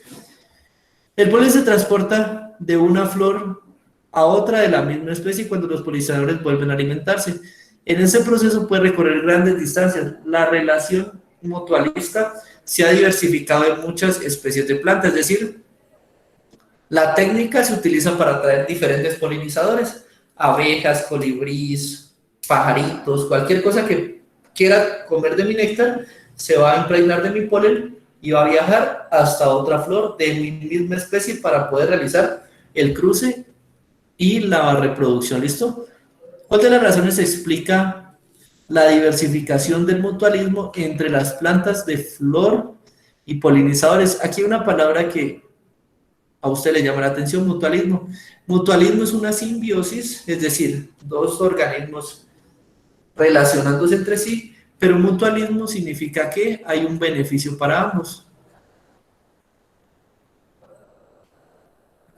Benéfico para ambos. Es decir, el polinizador se alimenta del néctar y la planta simplemente transporta el polen de una flor a otra, entonces es un sistema benéfico para ambas. Vamos a ver. A. Los polinizadores llegan a nuevos ecosistemas que las plantas han colonizado. Listo. Esta vive en la zona A, esta planta vive en la zona B, y el polinizador es el que determina a dónde va a llegar esa semilla que estoy mandando en forma de polen. ¿Listo? Entonces podría ser llegar a nuevos ecosistemas. B. El néctar de las plantas garantiza la reproducción de los polinizadores. Falso. El néctar los alimenta, pero eso no garantiza que este polinizador, este objeto que está aquí, se va a reproducir, ¿no? Él verá cómo se reproduce, pero simplemente lo estamos alimentando. La flor lo está alimentando únicamente. C. Los polinizadores aseguran el intercambio genético entre plantas de la misma especie.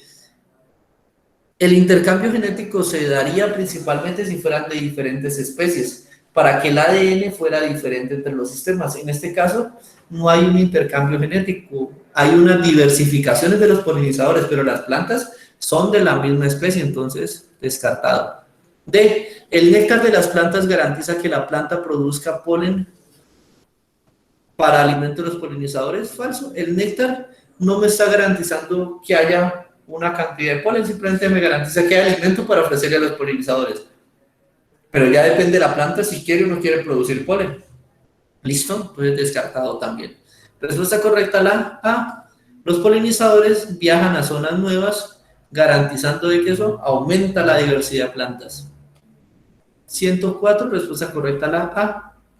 ¿Hasta ahí alguna pregunta, chico?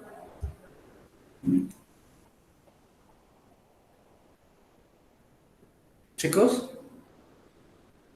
Sí, profe, para mí todo está bien.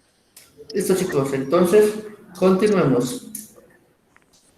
Por acá tengo una pregunta en el chat.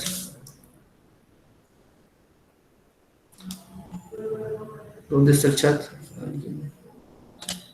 A ver. Listo. Ah, no. Tenemos Profe, qué unas pena. historias. Tranquilo, pregúntale. Soy Jennifer. ¿Eso, Jennifer? O sea, que a los piquitos de los pajaritos ir a otra flor le acumulan también algunas cositas de polen y eso hace que se diversifique más. Claro, mira, entonces, la idea es que él va, digamos, de la flor macho a la flor hembra. ¿Listo? Entonces, él si coloca el piquito en varias flores macho, eso hará que él recoja polen de todos los padres, por así decirlo. Y cuando llega a la flor hembra, deposita el polen de las otras, de todos los padres. Eso también aumenta la diversificación de la planta, que tiene varios padres depositando el polen en la misma planta madre, por así decirlo. ¿Listo?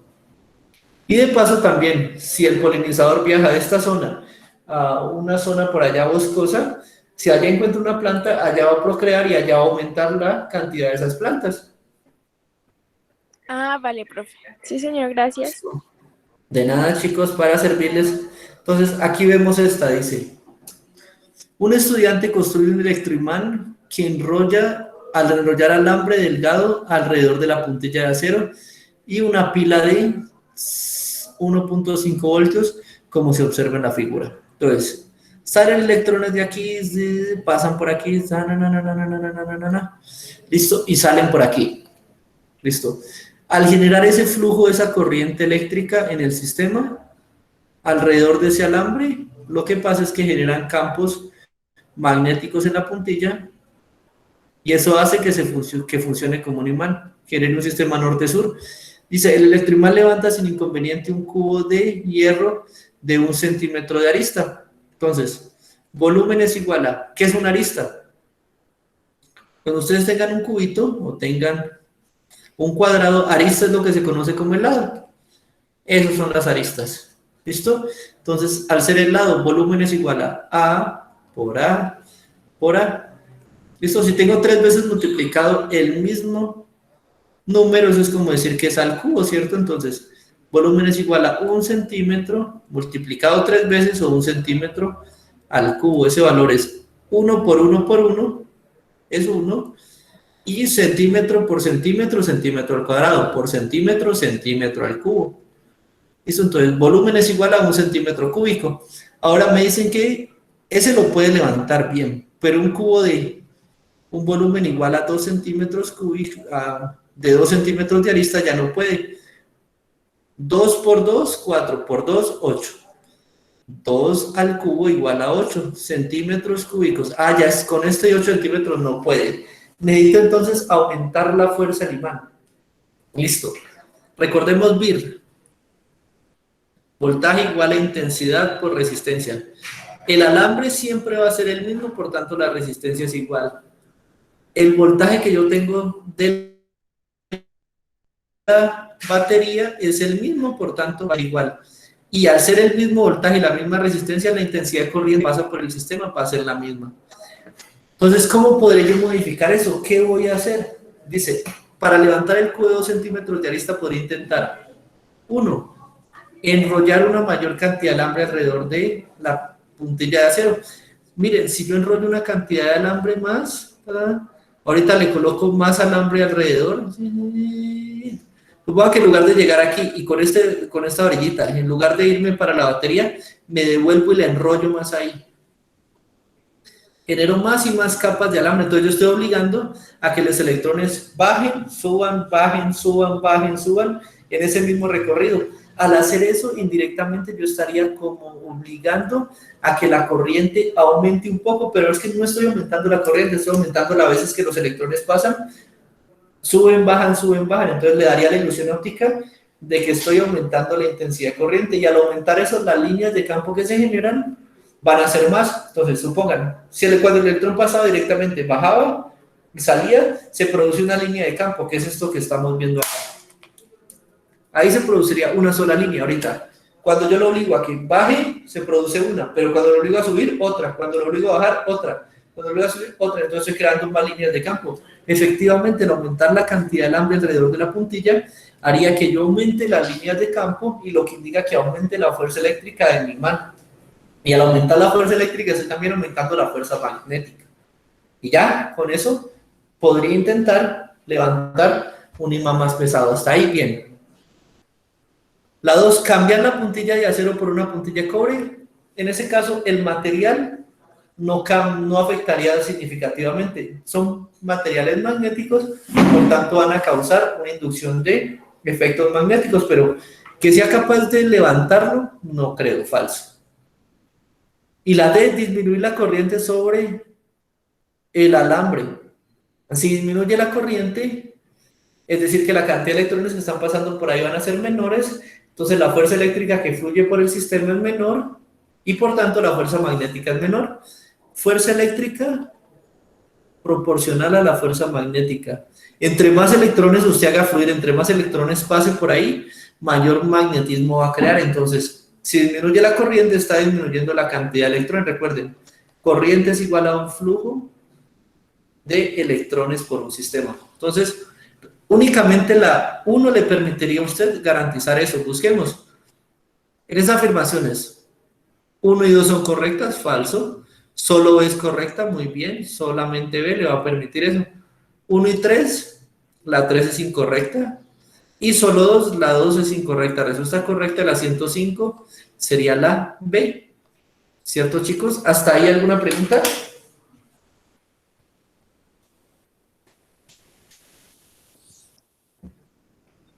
Por mi parte no, profe. Listo, chicos. El resto están bien. Lisette, María Ángel, Omar, Sebastián, Juliana, ¿todos estamos bien? Sí, profe. Sí, profe. Siga. Listo. Sí, profe. Listo, Angie, sigamos entonces. La energía eólica es obtenida cuando la fuerza del viento impacta sobre un aerogenerador. Un ventilador, aspas de un ventilador, perdón, las aspas tan horribles, son golpeadas por una fuerza del viento. Listo, impactan ahí.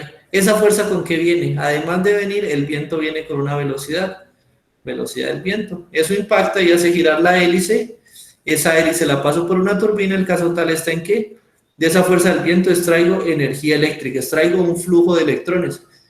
Cuando hablamos de flujo de electrones hablamos de corriente, y cuando hablamos de corriente hablamos de energía eléctrica. Muy bien.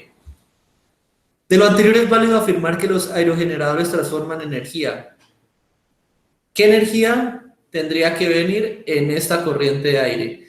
Digo que la fuerza del viento que mueve las aspas, y eso tiene una velocidad. ¿Qué tipo de energía está trayendo el aire? Eso, Angie, está trayendo energía cinética, energía en función del movimiento de algo. Está moviendo la corriente, pega y hace girar las aspas. Energía cinética hace girar las aspas y las convierto en energía eléctrica. Estoy teniendo un cambio de energía cinética a energía eléctrica. Energía cinética, bien. A potencial, falso, porque no estoy subiendo nada de altura. Entonces, no. De energía cinética, bien. A eléctrica, muy bien. De energía potencial no estoy cambiando la altura de nada. No estoy haciendo variaciones de la altura, entonces no. Y lo peor, a térmica. El aerogenerador se calienta, no, eso genera un flujo de electrones, entonces no estoy convirtiendo a térmica. Y de eléctrica potencial, falso, porque la eléctrica es el flujo de electrones. Y no estoy subiendo nada, entonces falso. Respuesta correcta de la 106, después de todo lo que hemos hablado, es la B. Recuerden, ya hemos hablado mucho sobre los tipos de energía y cómo identificarlos. Cinética en función de la velocidad. Si tiene velocidad, tiene energía cinética. Si no tiene velocidad, no tiene energía cinética. Si no tiene altura, no tiene energía potencial. Si tiene una altura, ya tiene una energía potencial. ¿Listo? Energía mecánica igual a la sumatoria de energía cinética más energía potencial. ¿Listo? Y energía eléctrica está asociada con el movimiento de electrones, energía térmica con el flujo de calor, energía lumínica con el flujo de luz, y de ahí para adelante todas las energías que ustedes tengan. ¿Listo, chicos? ¿Alguna pregunta hasta ahí? Profe, sí, a mí una aclaración, qué pena. Claro, Jennifer, dale. Es que yo siempre me he confundido energía cinética y energía potencial. Profe, la energía cinética es pues lo que se ejerce al uno caminar, bueno, es como la energía que uno tiene, y la potencial es pues la potencia que uno utiliza en su vida o así. Algo así. La energía cinética está dada por velocidad. Siempre que tú adquieras una velocidad, es decir, recorras una distancia en un tiempo establecido, estás teniendo energía cinética. ¿Bien? Sí, profe, hasta ahí sí. Listo. Energía potencial es la energía que tú tienes albergada dentro por estar ubicado en un lugar específico o con una, como tú dices, con una potencia. ¿Qué es una potencia? Es una variación, entonces va a tener energía potencial es igual a masa por gravedad, simplemente por el peso que tú tengas en el sistema, pero con una variación de altura, es decir, qué tan arriba o qué tan variado estás tú con respecto de una posición de equilibrio. ¿Listo? Entonces, como tú dices, sí, muy bien. Es la energía asociada más que todo a la posición o la potencia para realizar un trabajo debido a la altura o el lugar en el cual tú te encuentras. Sí, sí, señor. ¿Listo? Hasta ahí sí voy entendiendo, sí, señor. Listo. Hasta ahí no te confundes con lo de la energía potencial. Entonces, siempre que agarres velocidad, energía cinética. Siempre que agarres altura, energía potencial. Y recuerda tú que la suma de las dos, la energía potencial más la energía cinética, es lo que te establece a ti como la energía mecánica. La energía mecánica es la energía que tú tienes siempre que estés realizando un movimiento. ¿Listo? Suponiendo, tú vas caminando en línea recta. No estás variando tu altura, entonces no tienes energía potencial. Pero, como vas moviéndote con una velocidad, tienes energía cinética. Pero estás teniendo una energía mecánica total. Sería cero más la energía cinética. Subes unas escaleras, sigues teniendo una velocidad, pero ahorita estás variando la posición. Estás subiendo, entonces aumenta tu energía potencial, pero tu energía cinética también debe variar. Las escaleras tú comúnmente no las subes a la misma velocidad que caminas en recta, entonces van variando, una va subiendo, la otra va bajando, pero eso se llama energía mecánica del sistema, todo lo que tú estás haciendo. ¿Listo? Sí, sí, señor, es que ahí me confundía. O sea, la energía cinética es la velocidad que uno adquiere, y la potencial es la altura o lo que se necesite, y eso lo convierte en mecánica. Y esos dos sumados son la energía mecánica, efectivamente, Jennifer. Ah, vale, pues es que no estaba confundida. Muchas gracias. Pero aquí hay otra cosa importante para ustedes y que les quede claro. La energía cinética no es la velocidad. La energía cinética es una energía que adquieres en función de la velocidad, porque mira que también depende de tu masa. Dice, energía cinética es igual a 1/2 de la masa por la velocidad. Entonces, la energía cinética es una energía que se da por presentar una velocidad. No es lo mismo decir igual a decir en función de. ¿Listo? Ah, vale, profe, sí, sí. Listo. Hasta ahí quedamos claros. Veamos la 106. La 106 dice, esta es la 107, perdón. Listo, la 107.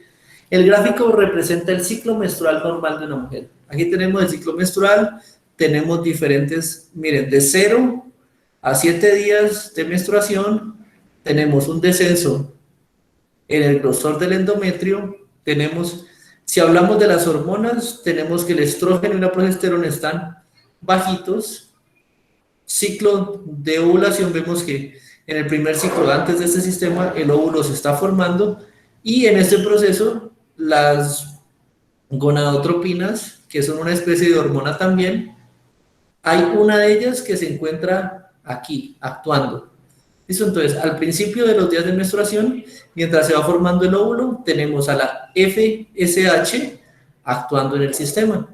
Después, miren, ella empieza a decaer durante el proceso que conozco como la ovulación como tal. Cuando el óvulo se está formando, esta FSH se mantiene constante, pero decae un poquito. Listo, eso indica que el óvulo se está formando bien bonito, pero en ese proceso aumenta la concentración de estrógeno en el sistema. Es decir, que el estrógeno está ligado más que todo a la formación y uso del óvulo. Perfectamente, ¿listo? Aquí el endometrio se vuelve a ensanchar un poquito y ya llegamos a los 14 días donde se da la ovulación como tal. Hay una alta cantidad de esta hormona LH, se dispara, eso hace que ya indique, al óvulo le indica, bueno, ya no funcionó, ya su tiempo de vida llegó a su final, el óvulo se empieza a contraer, se empieza a tener procesos de degradación, el estrógeno decae y a partir de aquí empieza a sintetizarse progesterona. La progesterona simplemente ¿qué indica? Indica que vamos a limpiar el organismo, entonces después de que se dispare ese pico de hormona LH, empieza ya el óvulo a marchitarse y a salir. Entonces, bueno, llega la etapa de secreción, es decir, expulsión del óvulo. Bien. Según el gráfico, una de las hormonas más importantes para la fertilización del óvulo. Listo. No me está hablando de dónde el óvulo queda más bonito, no me está hablando de qué hormona me protege a mí el óvulo durante todo el trayecto. Antes de la ovulación, miren, el óvulo desde aquí donde dice ovulación para atrás es un óvulo bonito, es un óvulo fertilizable, es un óvulo bueno. Entonces, de aquí para atrás, ¿qué hormona está presente siempre? El estrógeno solo está presente en este tramito, pero miren que la FH, a pesar de que sea poquita, está activa y está manteniéndose en todo ese sistema. La FSH se mantiene en todo el sistema, entonces ya la que me está manteniendo el óvulo. Bueno, cuando ella deja de actuar y decae significativamente, ya ahí es donde empiezo yo a ver que el óvulo se empieza a dañar. Entonces, la FSH, hormona folículo estimulante, pues esta ayuda a la maduración del óvulo. Muy bien, ella actúa antes, madurándolo y favoreciendo que el óvulo quede bonito. B, el estrógeno, pues esta ayuda a que el óvulo se libere. No me protege el óvulo, me ayuda a que se libere, pero la liberación no me garantiza fecundación, no me garantiza que el óvulo esté bueno, nada de eso. La que me cuida el óvulo durante todo el periodo, desde que nace hasta que está madurito, es la FSH. Entonces, no. C, la progesterona actúa después de que el óvulo ya se ha marchitado, entonces ya después de eso, ya para qué. Y la D, el estrógeno, pues esta hormona se mantiene activa en la mujer todo el tiempo que está liberando los óvulos falsos. Vemos que el estrógeno tiene una subida justo cuando está el proceso ahí, en la proliferación, entonces justo ahí es que se activa, el resto no hace nada, entonces no está activo durante todo el periodo. Respuesta correcta, efectivamente, la A. ¿Listo? ¿Hasta ahí alguna pregunta, chicos? Esa es la hormona que me cuida a mí, me mantiene el óvulo activo durante todo el tiempo. ¿Listo? Sí, señor. Bien. Sigamos. Aquí dice, la gráfica representa el crecimiento de 2 bacterias en un medio enriquecido con sacarosa cada 4 minutos. Entonces, tengo las 2 bacterias, ¿qué voy a hacer? Muy amablemente cogí una cajita de Petri, metí mi bacteria A, mi bacteria B, y cada 4 minutos le doy su dosis de sacarosa. Listo, es decir, cada 4 minutos le doy su alimento. ¿Listo? Ahorita, número de células por mililitro y minutos. Veo que, yo lo que veo es que la célula de negrito, esa siempre le gana. Entonces la B siempre le gana a la A. Siempre está por encima, siempre hay más individuos. Y la que está en grisecito está por debajo. Entonces, de alguna u otra forma, A está proliferando más que B. A es más, perdón. La célula negrita es más fuerte que B, que la célula gris siempre es más fuerte. La negra es más fuerte que la grisecita. Indica que por eso está aumentando más su población. Según la gráfica, la disminución del crecimiento de una de las especies es causada por A, competencia por alimentos entre las 2 especies. Veo que lo único que yo estoy variando es que cada 4 minutos le adiciono sacarosa, le adiciono alimento. Entonces, posiblemente, sí, B se esté alimentando mejor, o la negrita, la que está por encima, se está alimentando mejor que la que se encuentra por debajo, tal vez.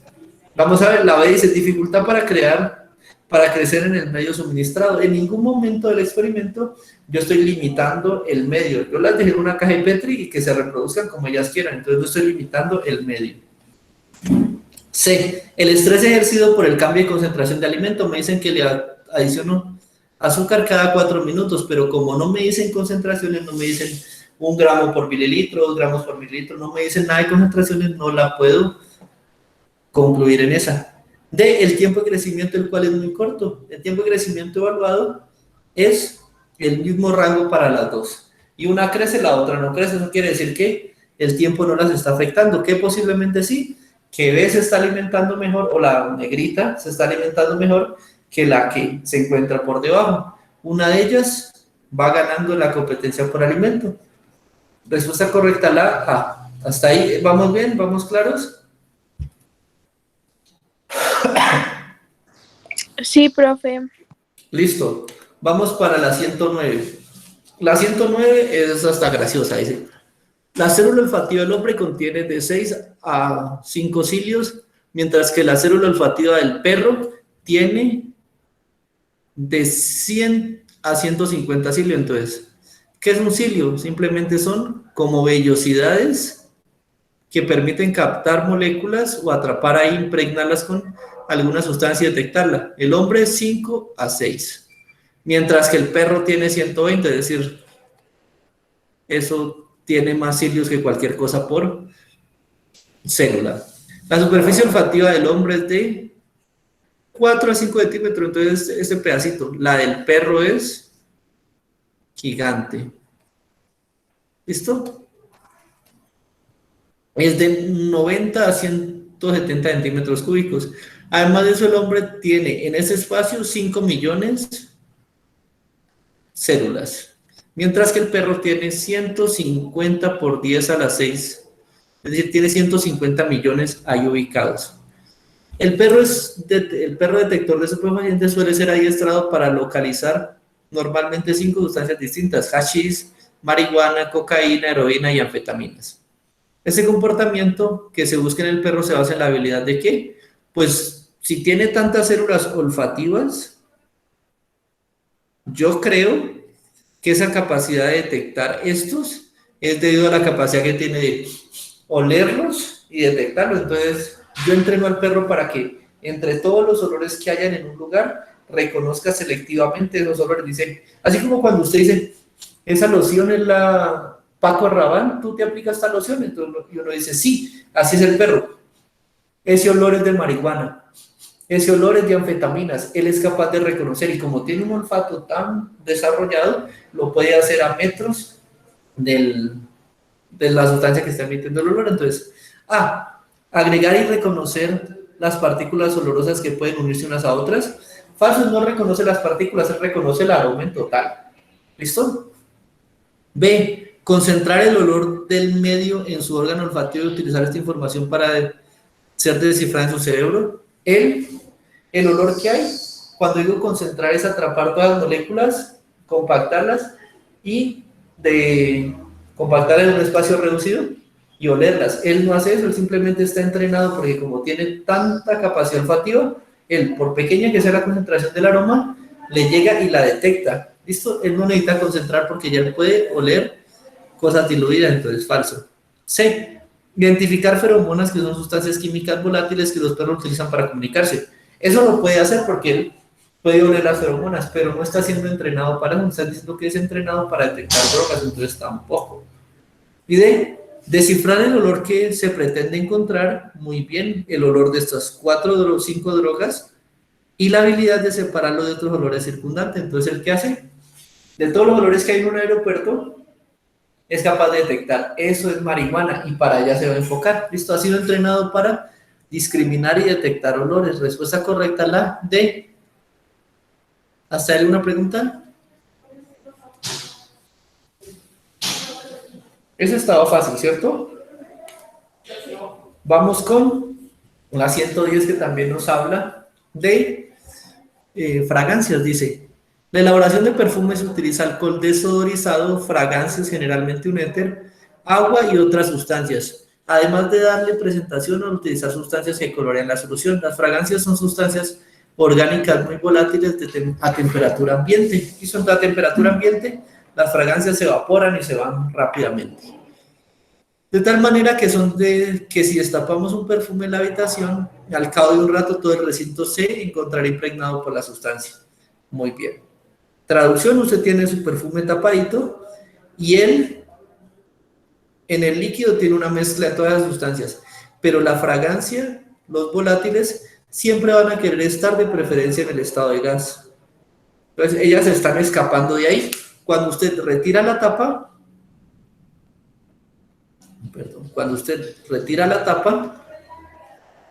ahora sí está dándole cabida a que todas las moléculas de gas se vayan y se expandan, que es una propiedad de los gases, se expandan en todo el sistema. Entonces, vamos a ver qué pasa. Cuando se detecta el aroma de un perfume, se evidencia la presencia de fragancia. Este hecho se puede catalogar como: ustedes simplemente están dejando expandir. Les hago una pregunta ahí: cuando usted destapa el perfume y esas moléculas se expanden por todo el recinto, ¿usted está realizando alguna reacción química? No. Exactamente, Angie. Entonces, no reacción. Al no tener una reacción química, ¿podemos hablar de un proceso químico en el sistema? No. Exactamente. Gracias, Angie. Entonces descartamos la A, descartamos la B, descartamos la D. Todo lo que digan procesos químicos lo descartamos. No hay un cambio químico, hay cambios físicos. ¿Qué? Pues que antes estaban aquí apiñuscaditas en un espacio, ahorita están extendidas por toda la habitación. Eso es una expansión de volumen. Vamos a ver qué pasa. Un cambio físico, bien. Porque se está separando la mezcla, liberando la fragancia que es más volátil. Bueno, la fragancia que eran los que tendían a estar en forma gaseosa se fueron. Muy bien. Y la mezcla se separa. Fragancia se fue y el resto que no son volátiles se quedan ahí en el líquido. Bien. Veamos la C. Físico, muy bien. Porque se está separando la mezcla, liberando la fragancia que es menos volátil. Aquí es donde está el error. La fragancia no es la menos volátil. Si se va y pasa a estado gaseoso es porque es la más volátil. Respuesta correcta, la A. Y ahí resolvimos rápidamente la 110. Respuesta correcta, A. Muy bien. ¿Hasta ahí cómo van, chicos? Listo. Continuemos. En un laboratorio de química se utiliza un sistema de destilación básico que consiste en un matraz de fondo redondo. ¿Y qué hacemos aquí? En el matraz colocamos las sustancias que queremos separar. Colocamos ese matraz, colocamos un sistema donde hay un taponcito, hay un termómetro.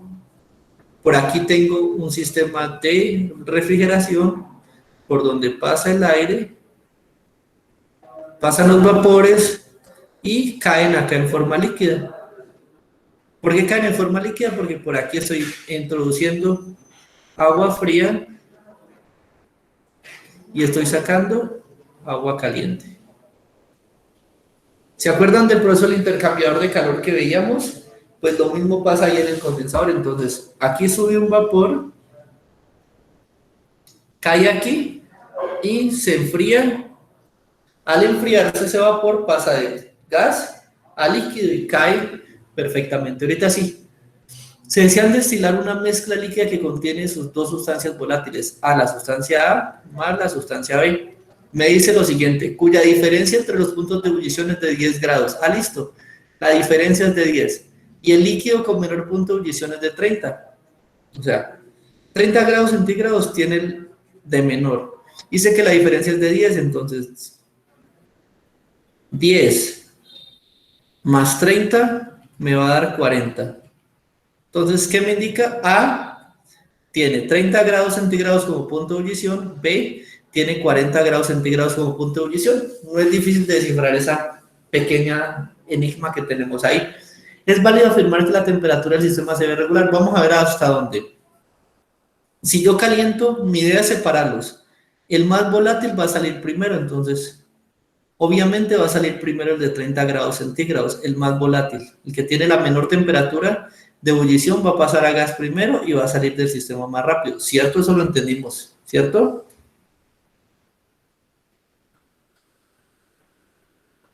Listo. Ahora, si yo caliento esto a 30 grados, ¿quién va a salir? Va a salir A. Si me paso y caliento a 40 grados, ¿qué va a pasar? A estará saliendo muy bien, pero B ya empieza también a salir. Entonces, si caliento a más de 40, estoy sacando ambos. Si caliento en valores de temperatura cercanos a 40, estoy sacando los dos. Si caliento en intervalos entre 30 y 40, estaré también probablemente sacando una pequeña parte de A y una pequeña parte de B. Lo que yo necesito hacer es garantizar de que no me vaya a pasar de 30, que como máximo llegue yo a 30. Al llegar como máximo a 30, ¿qué hago? Estoy garantizando de que A se va, lo retiro del sistema, pero estoy garantizando de que B siempre, siempre, siempre, bajo cualquier parámetro, la sustancia B que tiene 40 grados de punto de ebullición, se va a quedar ahí en estado líquido. Entonces, yo tengo que decir que máximo voy a llegar a 30. Veamos, A, mínimo a 30, falso, ya que si está por debajo de este rango, es decir, por debajo de 30, la sustancia que se obtiene puede llegar a generar una mezcla sin ser separada completamente. Por debajo de 30, yo ni siquiera estoy evaporando nada, porque no estoy evaporando ni A. Por debajo de 30 no estoy haciendo nada, entonces falsa la A. B, máximo 30, muy bien. Ya que supera este rango, la sustancia que se obtiene puede llegar a contener una mezcla sin ser separada completamente. A, muy bien, por encima de 30, estoy obteniendo una partecita de A y una partecita de B, y si me paso de 40 ya obtengo una mezcla de A y B completo. C, máximo 30, bien. Ya que se supera este rango, la sustancia que se obtiene puede llegar a ser una mezcla completamente separada. Falso, aquí no estoy obteniendo una mezcla completamente separada, estoy obteniendo una mezcla sin separar. Falso. Y D, como mínimo 30, falso, ya que se supera este rango para los 30, la sustancia que se obtiene puede llegar a ser una mezcla completamente separada. Falso. Supera el rango de 30, estoy teniendo una mezcla entre los dos, entonces respuesta correcta la B. 111, respuesta correcta la B. ¿Hasta ahí una pregunta, chicos? ¿Esas estuvieron claras hasta ahí? Sí, profe, o sea, yo lo entendí de esta manera. Es la B porque al llegar al máximo se separa la sustancia que tiene que ser, porque si se aumenta, se evaporan las dos, creo. Exactamente. Tú lo has dicho en palabras claras y burdas en menos de 2 minutos. Exactamente, Jennifer. Ah, bueno, profe, muchas gracias. ¿Esa es? Listo, máximo 30 porque por encima de eso usted está sacando también B del sistema. Así de fácil. ¿Listo, chicos? Entonces, ese es hasta ahí tenemos. Nos vemos el martes de la siguiente semana. Terminamos y ustedes el viernes, creo viernes o sábado, presentan el último simulacro que tienen. Entonces, lo terminamos el martes lo más rápido posible, que ya nos faltan apenas alrededor de 18 preguntas, las terminamos lo más rápido posible y continuamos con el que les realicen este sábado. ¿Listo? Para quedar listos y saber todo eso para que ya queden listos para la prueba de hechos. ¿Listo? Así es que les recomiendo. Sí, profe, muchísimas gracias. Gracias, profe. A usted, chicos, así es que les recomiendo las 112 para arriba, las leen, las analizan entre hoy y mañana, recuerden analizarlas. Cualquier duda que tengan, me preguntan por el claro, no me preguntan internamente. La idea es que de las 112 hasta las 129, yo ustedes las traigan leídas, yo digo rápidamente una lectura general, esta es la respuesta en la C, sale. La respuesta aquí en la D sale, la vamos entendiendo más rápido. ¿Listo, chicos? Para que salga ese sistema más rápido y podamos analizar los dos solucionarios rápidamente. ¿Listo? Listo, chicos, no siendo más, recuerden dejar su nombre en el chat para el llamado a lista y quedamos bien. ¿Hasta ahí? ¿Vamos bien? ¿Listo? Profe, qué pena molestarlo. ¿Podría? Tranquila. ¿Podría qué? Sí, dejarme mirar ahí en compartir pantalla si mi nombre es escrito. Es que me pasé el computador al celular y se borraron todos los comentarios. Pero a ver. Ahí va Isabela, tarará, tarará, tatán, Jennifer. Aquí está Jennifer López, pero solo hay una B. Más arriba, ¿no era que está, profe? Arriba. Juliana, Laura. Sí, profe, Laura. ya está escrito. ¿Sí? Ah, sí, aquí está Jennifer López, cédula de ciudadanía 1061, ¿Listo? ¿Listo? Vale, profe, qué pena. Es que No, tranquilo. Tranquilos, Muchísimas compañeros. gracias, profe, que esté muy bien. A ustedes, chicos, que estén muy bien, se cuidan, nos vemos entonces el martes, quedo atento a cualquier comentario. Gracias, profe. A ustedes, que estén bien, voy a tener la grabación y chao.